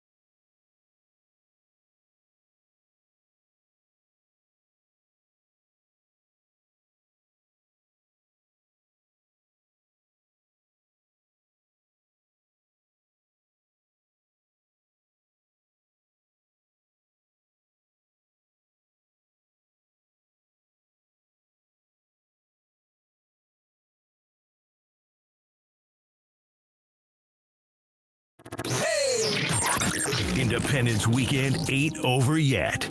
Independence, celebrating the United States and the freedoms we have. We're live at Naughty Barrel, 844 Market Street, keeping it going, heading into the series with the Diamondbacks. A full breakdown is coming up. Now back to Jon and Jim. All right, we'll hear from Mike Schill coming up at 5 p.m. You spoke with the media. The Padres and the Diamondbacks will play game one of their series coming up at 6:40. We've had a lot of Padres fans swing by, say hello. We've had people purchase drinks for us today, kombucha, margaritas. Rich McGuire brought you a Ha-Seong Kim bobblehead. I mean, by the way, so let's talk about that for a moment because we just had scans on. We'll hear from Mike Schill coming up at 5 p.m. So Rich McGuire, who's like this loyal Padres fan, loves Jon and Jim, wrap-up show, San Diego Sports 760, right? Yep. So he's like a season ticket holder. He's always bringing me bobbleheads, which is great. He brings us giveaways sometimes, T-shirts, whatever, hats. And earlier in the show, he heard me talking about the panda giveaway. It's not an actual panda; it's a panda bobblehead. Well, yeah, no S, John. They're not going to give away actual pandas. Can you imagine? We're giving away 30,000 pandas. It's amazing. So he heard us talking about the pandas. Well, first of all, he heard you talking about Star Wars night. He's going to get you a theme night, the Nando Calrissian or whatever. Nando Calrissian. He's going to get you that. Yes. And that's tonight, which is great. But he's going to get me, which essentially is Jones, a panda. This is a panda bobblehead sponsored by the San Diego Zoo because pandas are now back in San Diego. You can't see them yet. They're like getting acclimated. Correct. But there's like a Panda Padres theme night giveaway. And he heard us talking about that. He's like, yeah, I'll get you a panda like bobblehead. That's amazing. I know, dude. This is great, Rich. Rich hooks it up, man. He hooks it up. I got the Ha-Seong Kim bobblehead right here. Let's now that was recent or what? When did that happen? Last homestand? Recently. I have the one last year. Is this the Gold Glove? Or is that still coming up? There's a Gold Glove one, I think, coming up, isn't there? Oh no. Oh, the bat fell. Oh, no. So this is a swinging Ha-Seong Kim position player bobblehead. I'm going to break everything. In the home white going to pinstripe. break all of this right now. Here we go. That's a very now, good we've said bobblehead. this before. Yeah, I mean, okay. Listen, we're critical but fair. Honestly, on field. But I'll tell you what, and we've said this a lot, they have done an amazing job marketing the San Diego Padres, giveaways and otherwise. And this is another one where you've got Kim in Korean on the back of this bobblehead. Yeah. And you have it in English on one side as well. But they've done an amazing job marketing this team. Well, I mean, I hope so because that's what we got. I mean, they are literally in the stretch, the golden era of Padres baseball, not from a win-loss standpoint, but from a never been more relevant than they are right now standpoint. This is the most relevant that this team has been. Yeah, we looked it up attendance-wise. They weren't drawn like this in 98 or 84. But even then, like, you could fall back on, well, they won. And by winning, I mean they went to a World Series in 98. Yeah, no doubt. They went to the postseason in 96. They 84 still had World Series. They had, the greatest Padre ever on the team in Tony Gwynn. Yep. Like that alone, like that's pretty relevant, but you also had to deal with the Chargers. Were still in town and everything there and whatnot. But no, this is easily far and away the most relevant Padres era in the history of the franchise, no doubt about it. So the move is official. This is easy, right? Can't be up or activated, which means what? Can't be activated means Brett Sullivan down. No. What? Eggy Rosario option, which means they will keep 3 catchers for now. Now you're heading up on the All-Star break. You have Campy off injury. Okay. 3 catchers is not a bad thing at all. It allows you to use a second catcher in a game because oftentimes you get scared to use the second catcher because what if there's an injury and then you're kind of without a backstop. But for the short term, Brett Sullivan stays. Luis Campusano gets activated. Eggy Rosario goes down to AAA. Again, in the grand scheme, who really cares? I'm guessing this is short term. They're not going to carry 3 catchers for forever, but that's the move here today. I think somewhat surprising to keep 3 catchers. Again, it's not like oh my God, it's breakdown why they didn't send down Brett Sullivan instead of Eggy Rosario or whatever the case may be. Like, who cares? It is what it is. It would have been more shocking if all of a sudden they're like, yeah, we sent down Manny Machado. Yeah, no, that wouldn't have been good. That would have been very bad. The whole Eggy Rosario thing, did he even have an at bat while he was back up? He definitely did. He has not a lot. I know he did because I watched or listened to an at bat definitely at some point, but it hasn't been a lot. Now, he was activated for Campy? No, Sullivan was activated for Campy. So I don't even know how he ended up on the roster. Yeah, Sullivan did, and then They also brought Eggy up. Remember that day they had like 12 roster moves? Yeah, I do. I do. And it was like hard to. My updates were like 20 minutes long because of all the roster moves they made. He started one game against Washington June 26th at a double, and then he pinch hit in Texas in the 7-0 loss. Okay. That was it. I mean, he was here for, I don't know how long that was, a week or two. He had one start and one AB. That was it. So they weren't using him, so maybe a third catcher makes more sense than a guy that you weren't using in any capacity. Or think about this. Oh, I'm listening. Because Campisano has struggled defensively, they want another catcher up just in case they make him a DH one of these days. So you DH Campy, you start Higgy, and Sullivan's your second catcher. Correct. Yeah, I like that. Yeah. I'm with you. I mean, Sullivan's obviously the better defender than Campisano. I mean, a lot of these guys have jobs because of their defense. Right. That are high-level veterans in the minor leagues. You're catching because of your defense. Campy's not here because of his defense. Yeah. He's here because of his bat. Right. So we'll see if he can hit in the second half of the year. We'll hear from Mike Schilt. He has spoken to the media about this series of moves that have played out here recently, injury updates as well to kick off hour number 4. We started at 2. We're here until 6. Get to the Naughty Barrel. We're here until 6 p.m. 9th and Market. It is a great night. It's filling up. They've got food and drink specials. Happy hours going on right now until 6 p.m. So we've got a final hour. We'll hear from Mike Schilt on the other side. It's Jon and Jim. Don't go anywhere.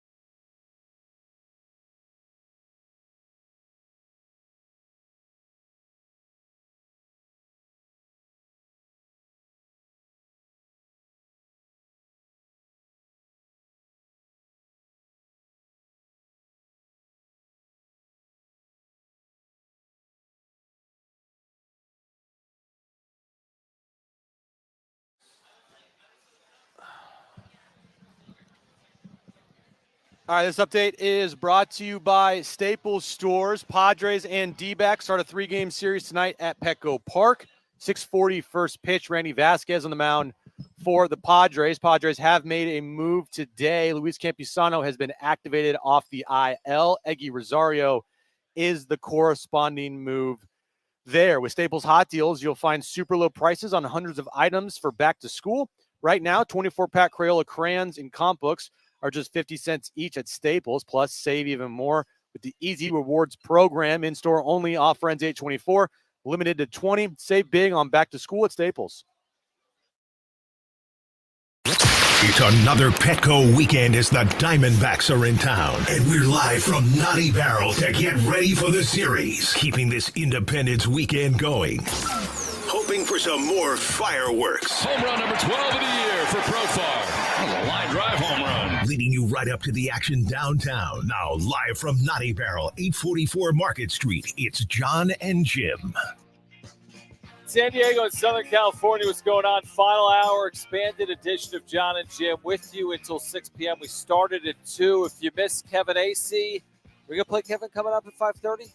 Have we decided that? We are, yeah. All right. If you missed Kevin AC, you'll hear him coming up at 5:30. If you missed Bob Scanlon, find it on the iHeartRadio app or at sportssd.com. You can listen back to our conversation with team broadcaster Bob Scanlon. We'll hear from Mike Schilt coming up in a moment as well. It's Jon and Jim from the Naughty Barrel. It's filling up, Jim. It is a great, great place to watch Padres baseball. We're outside. The seating is both inside and outside. You got the open windows. It's indoor, outdoor. They got happy hour going on until 6 p.m. Padres playing 90 minutes. This is a great spot to be tonight, whether you have tickets. I forgot that most people don't work today. Like, right, it's July 5th. Like, it's, July 5th, and a lot of companies have it like that's the holiday. So you can guess that a lot of people, because we've seen a lot of people here downtown. We have. That watch Jon and, listens to Jon and Jim or watch the wrap-up show. And we're very grateful and thankful for everyone that's come up to us today at the Naughty Barrel. But thinking about it, like, a lot of people don't work today. So they're coming down, having a drink, going to the game, or just hanging out at Naughty Barrel or hanging out somewhere else because they want to be close to downtown. The Padres are playing really good baseball. You can feel like the vibe of the team and the vibe of this fan base now is getting away from the, like, oh, woe is me, because that's how it felt for the first 80 games of the season, where you just didn't have a good feel on who they were going to be. And it was like, oh, here we go again. And then they would get your hopes up and then immediately lose 4 or 5 in a row. So, great day to come downtown. Naughty Barrel, we still have plenty of time. It's only 5 o'clock. We have an hour left of happy hour here at the Naughty Barrel. So come on by, have some drinks, have some food, and it's a great time out. All right, so there's a lot to get to this hour. Like we said, we'll hear from Kevin AC if you missed it. We're going to hear from Jackson Merrill as well. Marty is inside Petco Park. She's been gathering sound, talking to players, coaches, the manager, Mike Schilt as well. So let's actually hear from Mike Schilt as the Padres are back home. This is part of a media scrum with the Padres manager that just took place. Let's take a listen. Campy's actually going to be activated today. I don't want to announce it pending move. I don't know if it's in my pay grade, but we just finalized. He had 4 games and with Lake E and got at bats, got to catch a couple games, and it's ready to get back and join us. Okay, so Higashioka's starting today, but he'll be available too off the bench. Correct. Yes. How about Bogarts? Where's he in the process? Yeah, Bogey had his first rehab. DH last night, 1 for 4, single with a walk. All reports were favorable. Texted with him today, said he felt good. Looks like he's going to play second tonight. For a day off tomorrow, then go back to DH the following day and just see how he feels. But the good news is he's on rehab assignment. Every day he's healthy and recovering. He's closer back to being with us. What's a reasonable progression if he doesn't have a sick day? I don't want to put necessarily. I mean, I think, you're probably looking at, everybody's different. It's clearly this guy's got a lot of time in the league, knows his body, knows what his swing feels like. So I think it's hard to say. My guess is, 6-7 games, probably, entertain maybe him being able to look to come back. But just depends on how it goes, how he feels, how his timing's looking. Absurd to put maybe even a game or two before the break on it. I would, hesitate to say it. I wouldn't rule it out, but I wouldn't say it's we can rubber stamp it. How about you? Where's it sounds like the second opinion was similar to our opinion. Nothing structural, nothing overly concerning. Just starting to play catch, was able to work out when he was, back here when we were on the road trip. So, now it's a matter of just getting back to playing catch and building up. And with that build-up, are we looking at again by feel type of timeline, or are you trying to accelerate him? Definitely by feel. I mean, he's had a couple of setbacks this year, so it's definitely by feel, and we're not going to look to push too hard. We'll be smart, and clearly we'll partner with you on it. Finally, Jon Musgrove, he was supposed to play catch a little bit recently. Can you tell us how that went and where he is in the process? Looks good. I've watched him. I've heard reports. He's been able to long toss, able to have a little bit of intensity behind it. He's recovering well, so he's at the very early stages of playing catch, and like I say, lengthened it out and being a little bit more aggressive with his catch play. All the things are favorable, but there's still a road ahead.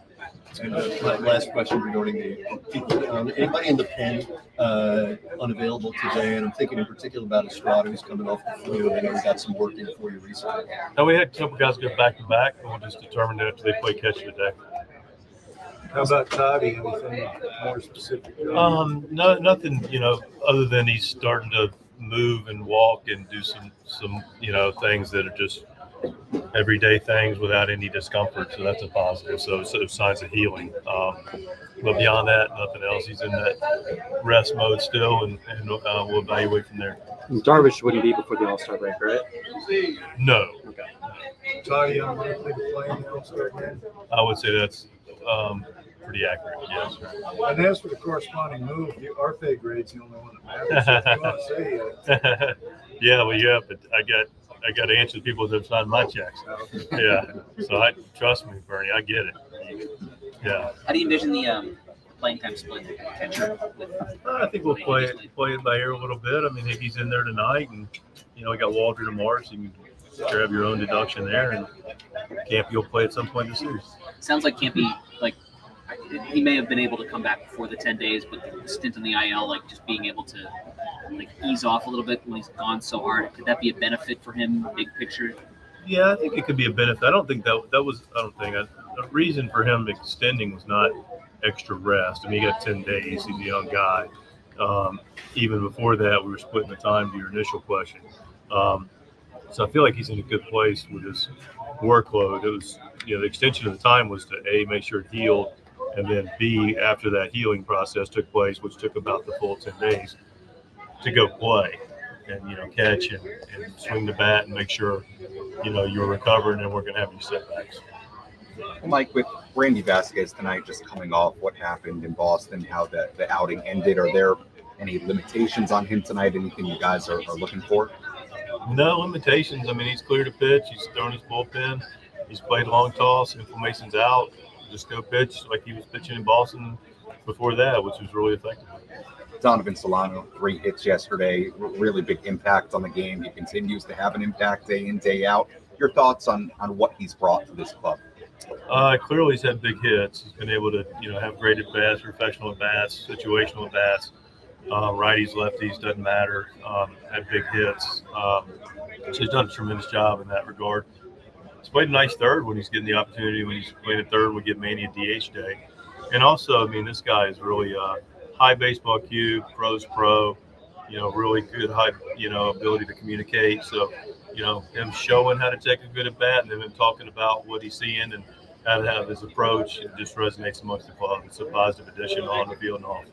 Your team has won 11 of 14. You come home now, 8-game homestand leading into the All-Star break with the off days as well mixed in there. How do you view this stretch until the break, considering how well you guys are playing right now?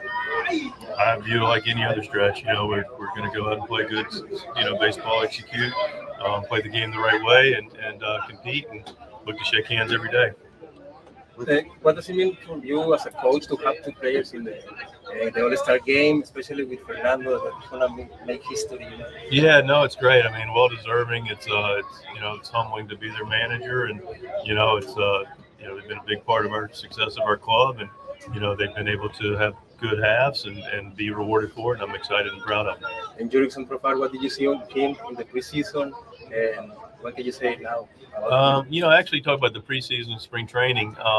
But one of the things that really impressed me initially with Pro was when he came in, because he signed later, but he'd also played as late as anybody in competitive games, playing in the Caribbean World Series.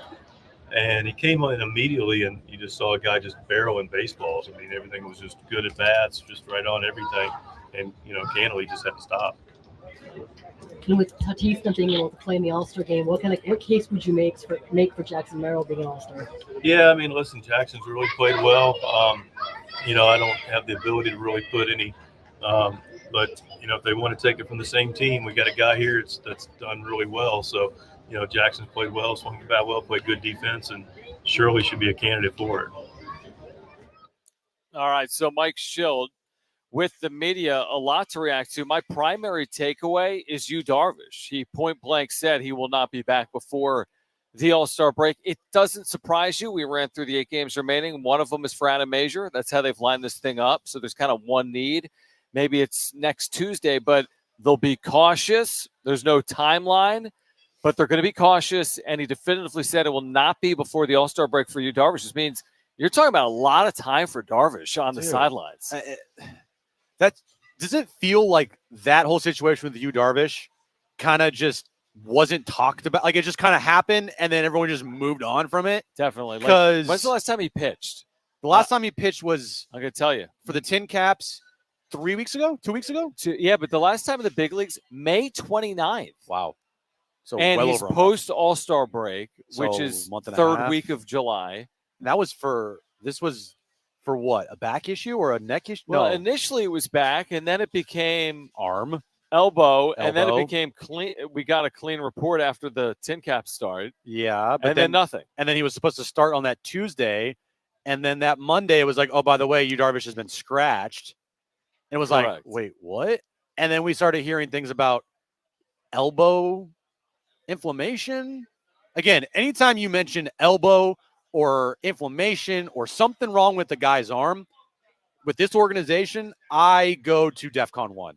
Just because of the track record here, just because anytime you hear that, especially for an older player, right, that just scares me. It just does. And the fact that it's been kind of radio silent since then, we haven't heard many updates. He just started throwing today, long toss, or just playing catch or whatever in the outfield.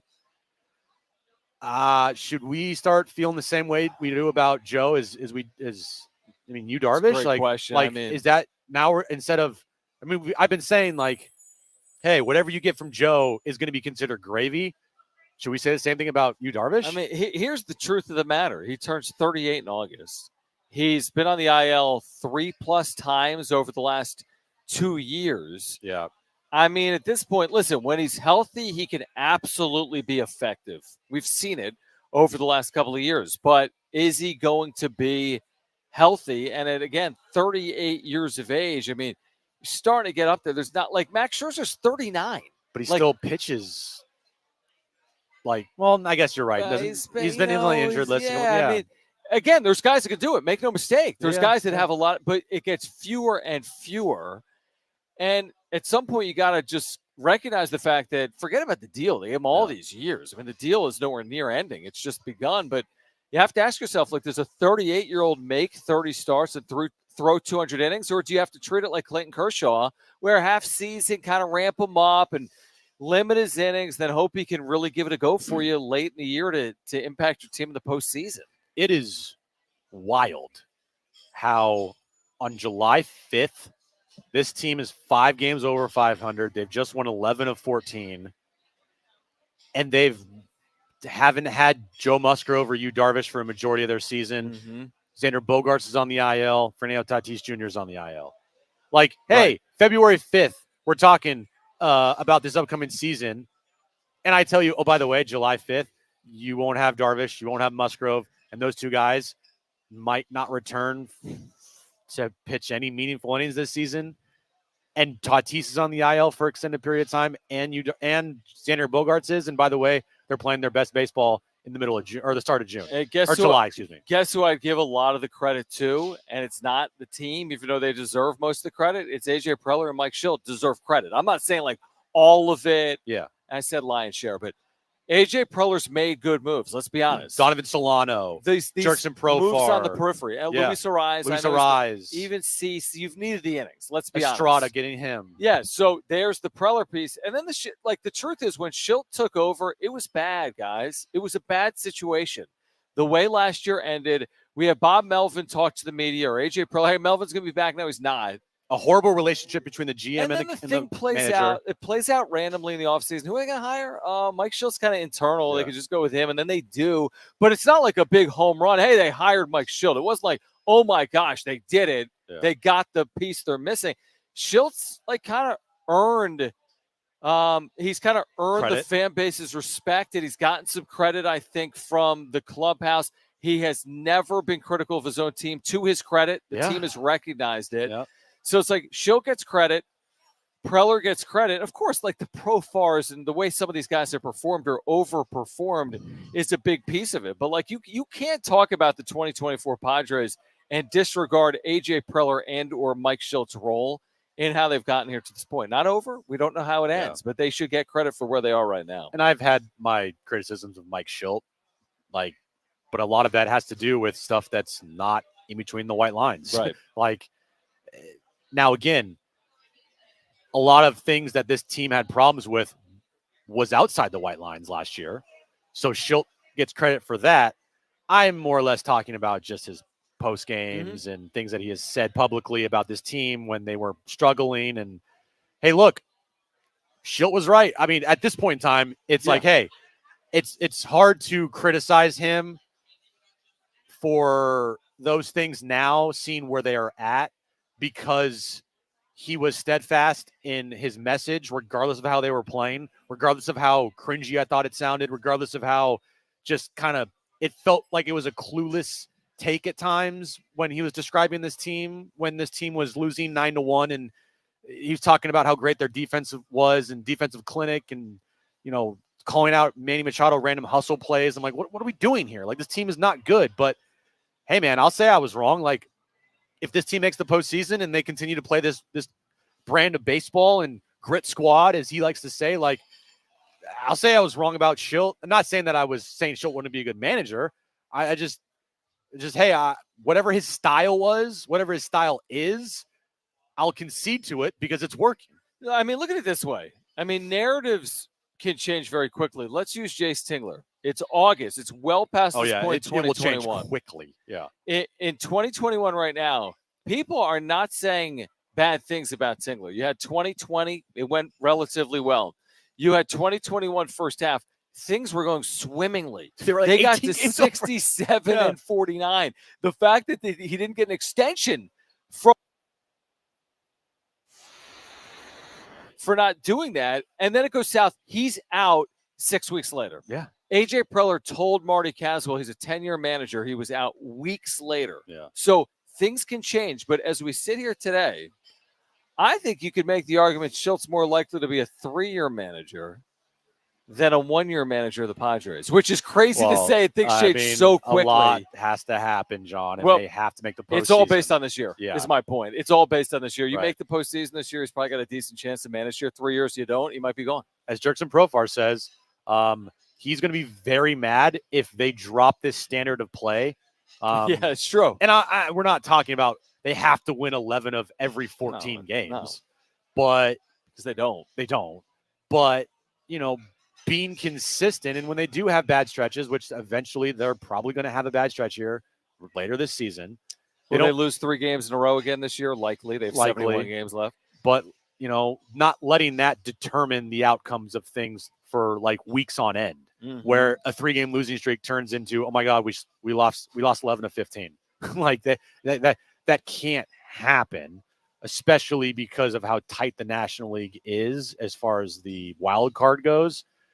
But I feel pretty confident right now with where they're at. and them going forward and being a playoff team. Just if they can overcome this, John, dude, they can. It feels like they can overcome a lot. I mean, let's just let's think this out. They play 71 games. If they went like 35-36, not exactly great baseball. You could argue that's nowhere near their abilities based on what we've seen. Let's just say it. They're going to make the postseason, maybe. I mean, they'll have their 83, 84 wins, which is what is now being targeted for a postseason spot. Just look at the National League. We're into the second half of the year. I mean, that's the bar we're talking about. We're not like, hey, keep going 11-3 and keep playing 600 baseball or 700 baseball. You go 35-36, they could very well find themselves in the postseason here in 2024. But that's also not go 35-36 down the stretch. I mean, hopefully they play better than that. But now that we know about Darvish and now that we know about Musgrove and what did he say about Tatis? He's walking again. Okay, it doesn't scream, hey, you're playing in right field tomorrow. Well, he's an all-star, John. He is. Yeah. But I don't think he's going to be actually playing. No, he will not be playing. Bryce Johnson? Bryce Johnson. For Tatis. Can they replace a player, Bryce Johnson, on the all-star roster? So. I don't think they will. They just keep doing what they're doing now. So inevitably, when they do have another rough patch, maybe they don't have another rough patch. I don't know. But keep doing what you're doing now to get as far away from 500 in the positive direction as you possibly can. Because you look at teams like, the Yankees and the Dodgers right now. They got out to big leads, right? 20 games over. Mm-hmm. Both those teams right now struggling. They're playing like crap. And I think the Yankees have lost 11 of bad. Whatever. I mean, they have not been playing good baseball. But they are still close to 20 games over 500. I think they're 54-35? Yeah, they're 19 over. Okay. And the sky's falling in New York, and they're 19 games over. Same thing with LA. Same thing with the Dodgers. They're 18 over. Oh, no. Yep. Yeah. And we've seen here, 18 over doesn't mean jack you-know-what, because this team finished under 500 when they were 17, 18 games over a couple years ago. But still, it's better to be there than it is just kind of hovering around 500, and every loss feels like the end of the world. Mm-hmm. So get as many wins under your belt while you're playing hot right now, and that will just, make things easier as the season goes on. It won't feel like every game is do or die in August. If you can get to 10 games over at one point. Yeah. It won't feel like that. It will feel like it will still suck if they lose games, right? Yeah, but it's not going to feel. But it's not going to feel like this was the worst thing ever. Oh my gosh! And all of a sudden, if we lose one game, we now drop to 13th in the National League. Yeah, that's my theory on this homestand. Go 6-2 here. Yeah. I'm done with the 500 talk. They'll be 9 over. They'll be in good shape. And at that point, you're thinking about what your seeding could be in the postseason. All right, on the other side. Well, we've touched on nothing other than the Padres today. San Diego State basketball has landed a commitment for 2025. We'll share that news on the other side. Plus, you'll hear from Jackson Merrill, caught up with the media this afternoon inside Petco Park. We have Jim's back page still ahead. We're at the Naughty Barrel until 6 p.m. This is the spot to kick off your long holiday weekend. Padres Diamondbacks coming up at 6:40. We're at 9th and Market. Join us. We're here until 6. You'll hear from Jackson Merrill coming up next on Jon and Jim.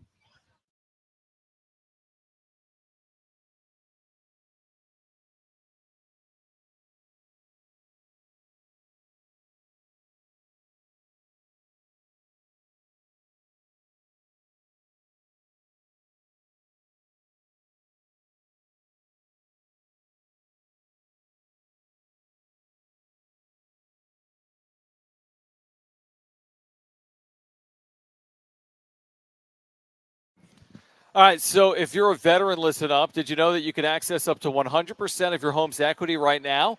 Hey, guys, it's shit. Do it with low process.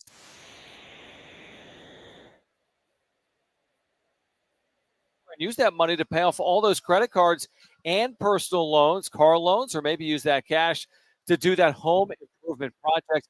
Veterans love working with Loan Pronto because they make it easy. No junk fees, no hassle. They can unlock that cash in your home's equity in a matter of weeks. Don't keep paying insane rates on credit cards. There's a smarter alternative with Loan Pronto. Get more info and start the process now at loanpronto.com. Or if your current VA loan rate is over 6.5%, Loan Pronto can get you in a streamlined refinance with a lower rate right now with no income verification and no appraisal. Lower your monthly payment big time. Loan Pronto makes it so easy for veterans. Call now. Here's the number. 619-207-4336. 619-207-4336. That's 619-207-4336. Equal housing lender, NMLS 1661781. Subject to lender approval. NMLSconsumeraccess.org.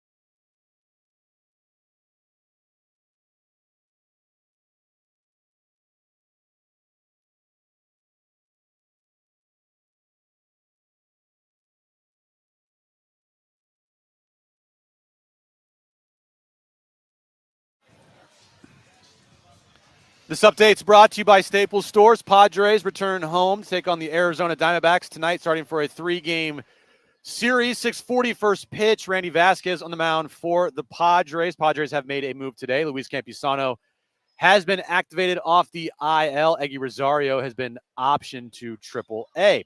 With Staples Hot Deals, you'll find super low prices on hundreds of items for back to school. Right now, 24-pack Crayola crayons and comp books are just 50 cents each at Staples. Plus, save even more with the Easy Rewards program. In-store only, offer ends 8/24, limited to 24. Save big on back to school at Staples.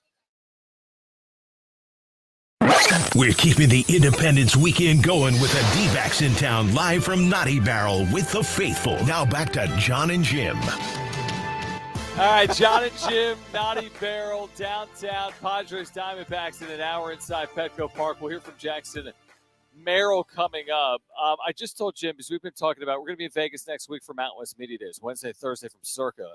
And Jim's showing me content from like Team USA Basketball's Twitter page or X page, and it's Kawhi Leonard. I knew this would get him arriving at like the hotel to get ready for like Team USA activities, and they're playing next Wednesday when we're there, and we're thinking about going. And then I follow Team USA on X, and the content's like incredible. I'm like, dude, we got to buy tickets. The price is only going up, man. I mean, you should put more content is being pumped out. The higher the ticket prices are going to be. Steph Curry's putting on uniforms at AD. You got to get these tickets. I know. The other thing that's playing out, we'll hear from Jackson Merrill in a moment, is that Star Wars characters are inside Petco Park. It's Star Wars weekend. And Marty Caswell has tweeted out or put on Instagram a picture of this guy. Yes. That guy's name's R2D2. R2D2 is at the game. Yeah. Do you know who R2D2 is, John? Yeah, he's friends with the gold guy. C-3PO. There you go. Yeah, there you C-3PO. go. Okay.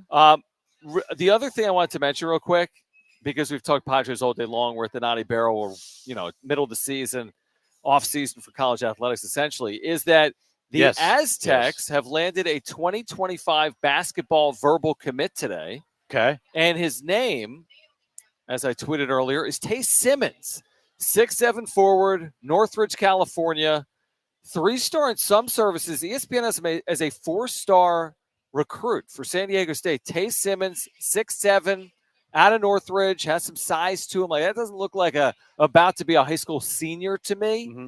And if you look at some of their incoming freshmen this year, Farrell Compton out of Vegas is big. Taj DeGorville, a point guard out of Vegas, is big. And this follows in that line where they've got like physically gifted high school prep players, including Tay Simmons, who has verbally committed for next season to San Diego State. So basically they got Jason Tatum. Is what you're saying? Yeah, cool. exactly. Awesome. Or like this is like Kawhi. Yeah, like Farrell Compton's like KD alike, and then you have this kid who's pretty much like Jason Tatum. You got Magoo Guoth, who is, I mean, Wemby 2.0. Right. So Wayne McKinney is like is Dwayne Wade-esque. Right. Yeah, thank you. Yeah, that's pretty much that's my breakdown of all these players. Yeah, like 6'7" is good size. Kawhi Leonard, 6'7". I mean, anyway, San Diego State, they love their players that can play multiple positions. They love that versatility. They like that size, athleticism, width. You know what I mean? Like, so we'll see. But Tay Simmons is a verbal recruit for 2025. I just trust Dutch and his recruiting and transfer portal and the players that he brings in to contribute to this team. Like, I just trust him because he has a track record that speaks for itself. And whoever they bring in, I just immediately think, okay, that guy's going to be a good player. Like, anybody they bring in with this program, you just feel that way because of what Dutch has been able to do with the recruits and the transfers that he's brought into this program. I mean, they've hit a lot of players. It's amazing, the success rate, the hit rate going on right now. Brian Dutcher, his staff, it is really incredible. Again, Tay Simmons, a verbal commit for 2025. All right, Jackson Merrill, Marty Caswell inside Petco Park. Jackson Merrill catching up with the media earlier today. Let's take a listen to that conversation. Jackson, how special was this road trip for you, just with what you guys accomplished winning those series, being named Rookie of the Month, and finding out that you are playing between two All-Stars in the Padres outfield? Cool. I've known I've been playing between two All-Stars in our outfield the whole season, though, so that's not really a surprise. But good road trip, won 4 out of 6 games. You know, we always like to take all 6, but we'll take 4. Take more than half. I know you're always about the team and the team. But for you, what does it mean to be named Rookie of the Month, to be recognized like that? It's I said before, it's dope, but it's whatever. You know, that was June, it's July now. We got to go now. You know, just keep going, playing good baseball, and keep winning games. And can you kind of take us inside the room when it was announced that both Tatis and Profar were All-Stars? Yeah, you know, everybody's just loving for him. Everybody's loving on him. You know, we back him up the whole year, so it's cool to see both of them. I'm really happy for Pro, especially going to his first one. What do you guys take away from just how you guys played? How you guys have played as of late, and really finding different ways to go ahead and battle through injuries? Yeah, you know, we're playing good baseball. We're winning baseball without scoring a lot of runs, which is really important. But overall, it doesn't matter how much you win by, or you win by 20 or 1. You win the game, you win the game. You've talked about the chemistry inside this clubhouse. Going back to even spring training, when you think about this group, what stood out to you in that sense from a chemistry, you know, getting along standpoint? It didn't matter who you were. Everybody was talking to each other in the clubhouse. I think that's very important, regardless, even if you don't know somebody's name. Like, you know, everybody's going up and introducing themselves, making sure everybody was known, felt like part of the team, regardless if you were a minor league guy or you were just backing up or anything. Everybody felt part of the team. Didn't matter who you were. It's been a huge element to have the guys added to your left and right Tatis. Definitely, like, cool, but more fun than anything. I think they let me have fun. They let me be a 21-year-old and don't expect the world from me. You know, they expect me to do my part and do good, but, you know, they let me have fun and be a young 20-year-old kid. You know, that's the most important thing to me. What does it mean that this year for you, being this kind of player for the Padres? It's cool, but for the Padres, like you said, I'm not for myself or thinking about myself a lot. It's all the people in here. That goes all the way around the clubhouse, pitchers too. You know, it's all for the Padres, just like you said. And you were talking about being this 20-year-old kid, but I will have to print one by myself with my face on it.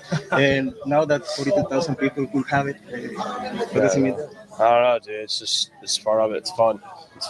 I'm very fortunate to live this way and play the game the way I do. So I'm very fortunate and blessed and thankful. So Merry Christmas. Yeah, I guess. Whatever they made. I didn't pick it, but no, I like it. How special was this road trip for your parents?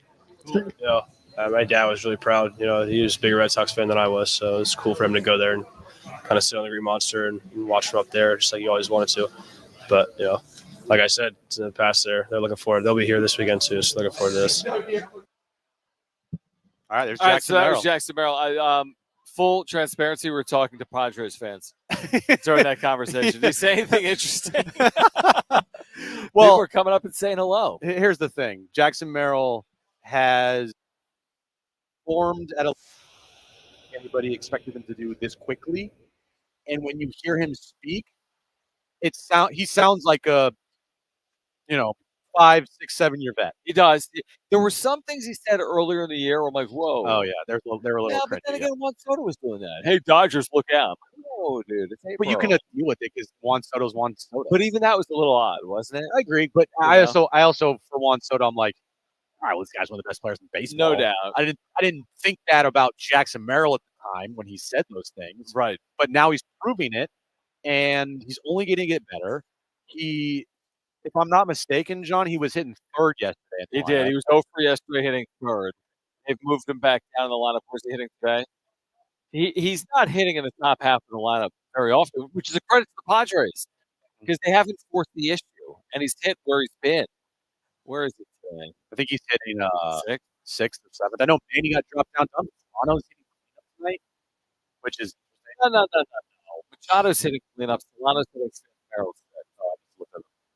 We were looking a little too much at the I was focused on other things in that graphic, or more importantly. You know what's been cool today for the Naughty Barrel? We have backstage stuff. We've had 15 to 20. I was going to say, 2,000 people come up to us from various groups, swing by and say hello and thank us for being out here, or they listen to the show, or they watch us on YouTube, or they watch the wrap-up show. That's been really cool. A lot of people, a whole bar full of people coming, saying hi to us. A lot of people in the street that are just waving at us. Jon Jim, seriously, if you guys, without you, the show is not possible. Without you, the wrap-up show isn't as success that it is. And we appreciate everybody for listening. I am horrible with names, just full transparency. So John. I know you are, but like people that I haven't met before, okay? So I'll go with faces. And if you come up to us and say hi, I apologize if I don't remember your name, but we appreciate you guys for coming up and talking to us and supporting the show. Here until 6 o'clock. Great spot for your weekend. Naughty Barrel, 9th and Market. We're like a block and a half, 2 blocks from Petco Park. It's 75 degrees now. Get here to continue your long 4th of July weekend. We've got Jim's back page on the other side. It's Jon and Jim.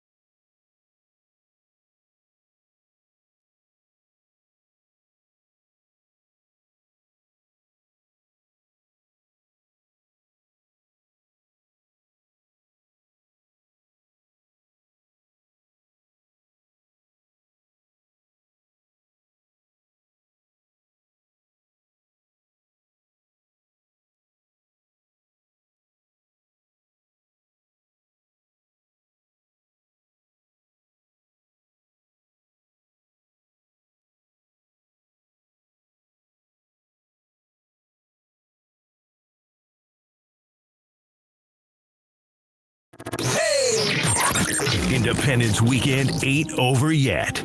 Independence. Celebrating the United States and the freedoms we have. We're live at Naughty Barrel, 844 Market Street, keeping it going, heading into the series with the Diamondbacks. A full breakdown is coming up. Now back to Jon and Jim. All right, Jon and Jim, a final time on this Friday, July 5th. Padres, Diamondbacks, less than an hour out, kicking off Star Wars weekend. Jim's back page in a moment. We're contemplating these Team USA basketball tickets in Vegas all afternoon. Still? We are. See, here's the problem, Brent. Listen to this real quick. Okay, tickets, $120. You say, all right, concerts, sporting events are expensive. $120, all right. It's the high end. Dude, the service fee per ticket is $48 per ticket. Yeah. That's fulfillment and service fee. Now, do you go to Vegas and then try to get a ticket from someone? Does anyone scalp? Are you counting tax here? This is what tax is. Jed Jerko jersey is $170. Are we doing? Is that actually Jed Jerko? It really is. Are we? That's $170 all in. Oh wait, no, that's a Yonder Alonso jersey. I don't know. Anyway, no, it says Jerko, dude. Oh, it says I can't see it from this far. An eye exam. But what are you saying? It's $170 all in. Taxes included in that? Taxes, yeah. Oh, okay. But that's a lot. Yeah, we'll slow play this, right? We'll give it another day. Another day. Do you think prices go up or down? I think they go up. Like, what is anyone doing next Wednesday night? Although it's summertime in Vegas, are people there for that? I don't know. We'll slow play it for another day. We'll slow play it and then end up not getting it and be like, whatever, and then go eat sushi later that night. Probably. When you put it that way, it's actually really probably what's going to happen. All right. Well, we're here for the next 10 or so minutes. Naughty Barrel downtown, 9th and Market. Get here this weekend. Right now, let's get to this.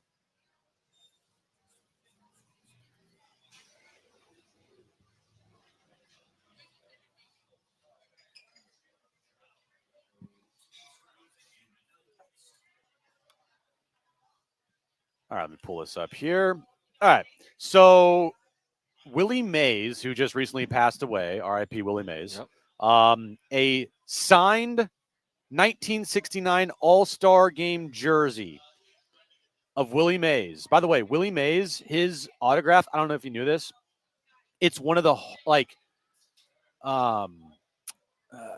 not the hardest autograph to decipher, but there are so many fake Willie Mays autographs out there that a lot of people are selling Willie Mays autographs that are fake, and so it's not valued as a lot right now.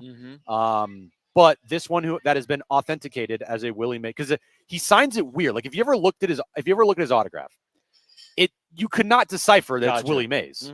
It's just how it is. It's very, very different, and there's been a lot of fakes out there over the years. Gym Willie teacher Mays' autograph. squiggles. The what? We always used to call them gym teacher scribbles because, like, whenever your gym teacher would write you a pass, he wouldn't sign it. He'd just kind of scribble gibberish because he was too lazy to sign it. Kinda, yeah. Okay. But this one that's been authenticated went at an auction for over $400,000. Again, I think that's kind of low for a Willie Mays jersey that was signed by him that he wore in the 1969 All-Star Game. Yeah, maybe. I don't know. Who just passed away. Yeah, maybe. But again, it's Willie Mays, and I actually have a Willie Mays signed ball. Oh, must be nice. It is nice, but that just shows you that everybody has a Willie Mays signed ball pretty much. All right, then we can go to the basketball game. Are you sure it's a Willie Mays signed ball? Right. See, that's the thing. I have it, but I just haven't looked at it recently. You can't read the cursive. It's spelled Willy. But there's a certain part of his signature that if you look at it a certain way, you'll know. It's hard to explain, but anyway, potentially I have a Willie Mays signed baseball. Potentially is what I'm saying. Okay. The Nathan's hot dog eating contest, John, was yesterday because it was 4th of July. I don't know if you knew that. Yesterday was? Yeah, who won? It wasn't America. Patrick. Yeah. Patrick. Oh, you don't mean the 4th of July?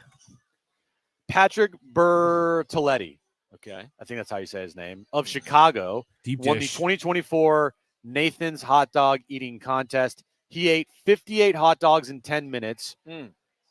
For reference here, 58 hot dogs, that's a lot, right? Sure. But Joey Chestnut, who did not participate in the hot dog eating contest this year because he's doing a Netflix show instead, and also he got sponsored by a different hot dog brand. His world record for hot dogs eaten is what? 76. Dude, I don't think I've had 76 hot dogs in my life.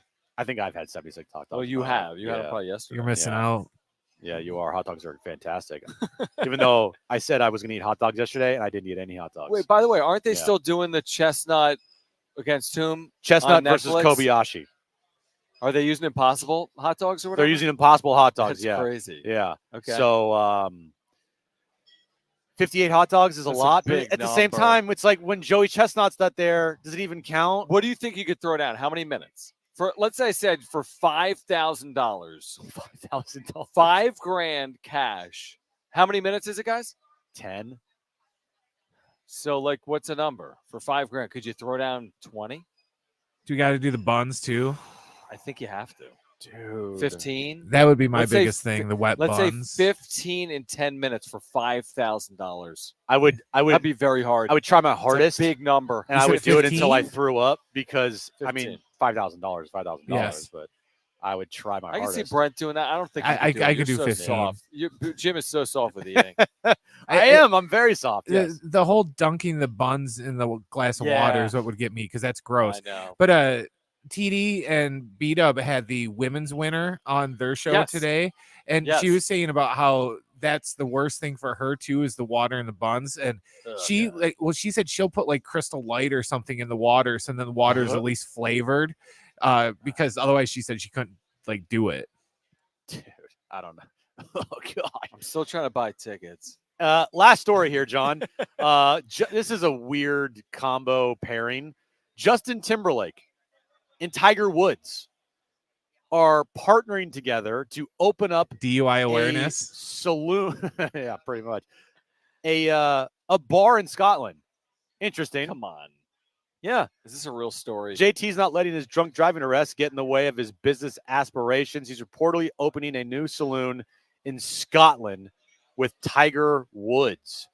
According to reports, Justin and Tiger, who also had past DUI arrest, are partnering to turn the new Picture House Cinema into a T-squared social sports bar in the historic Scottish town of St. Andrews. Mm-hmm. There's like a famous golf course there. Yeah, there is a famous golf course there. That's St. Andrews Golf Course. And that makes sense because Tiger, golf, Justin Timberlake, like I think he likes golf too. Like it just makes sense to them open up a bar. Interesting pairing though. I like how this story has both pictures of Tiger and Justin Timberlake's mugshots from their DUI arrests in their lives. Come on, to be fair, Timberlake took a good mugshot. He did take a very, very good mugshot. Yes. Like it was like a model pose. Yeah, it like, wasn't dude. James Brown or even Tiger's mugshot.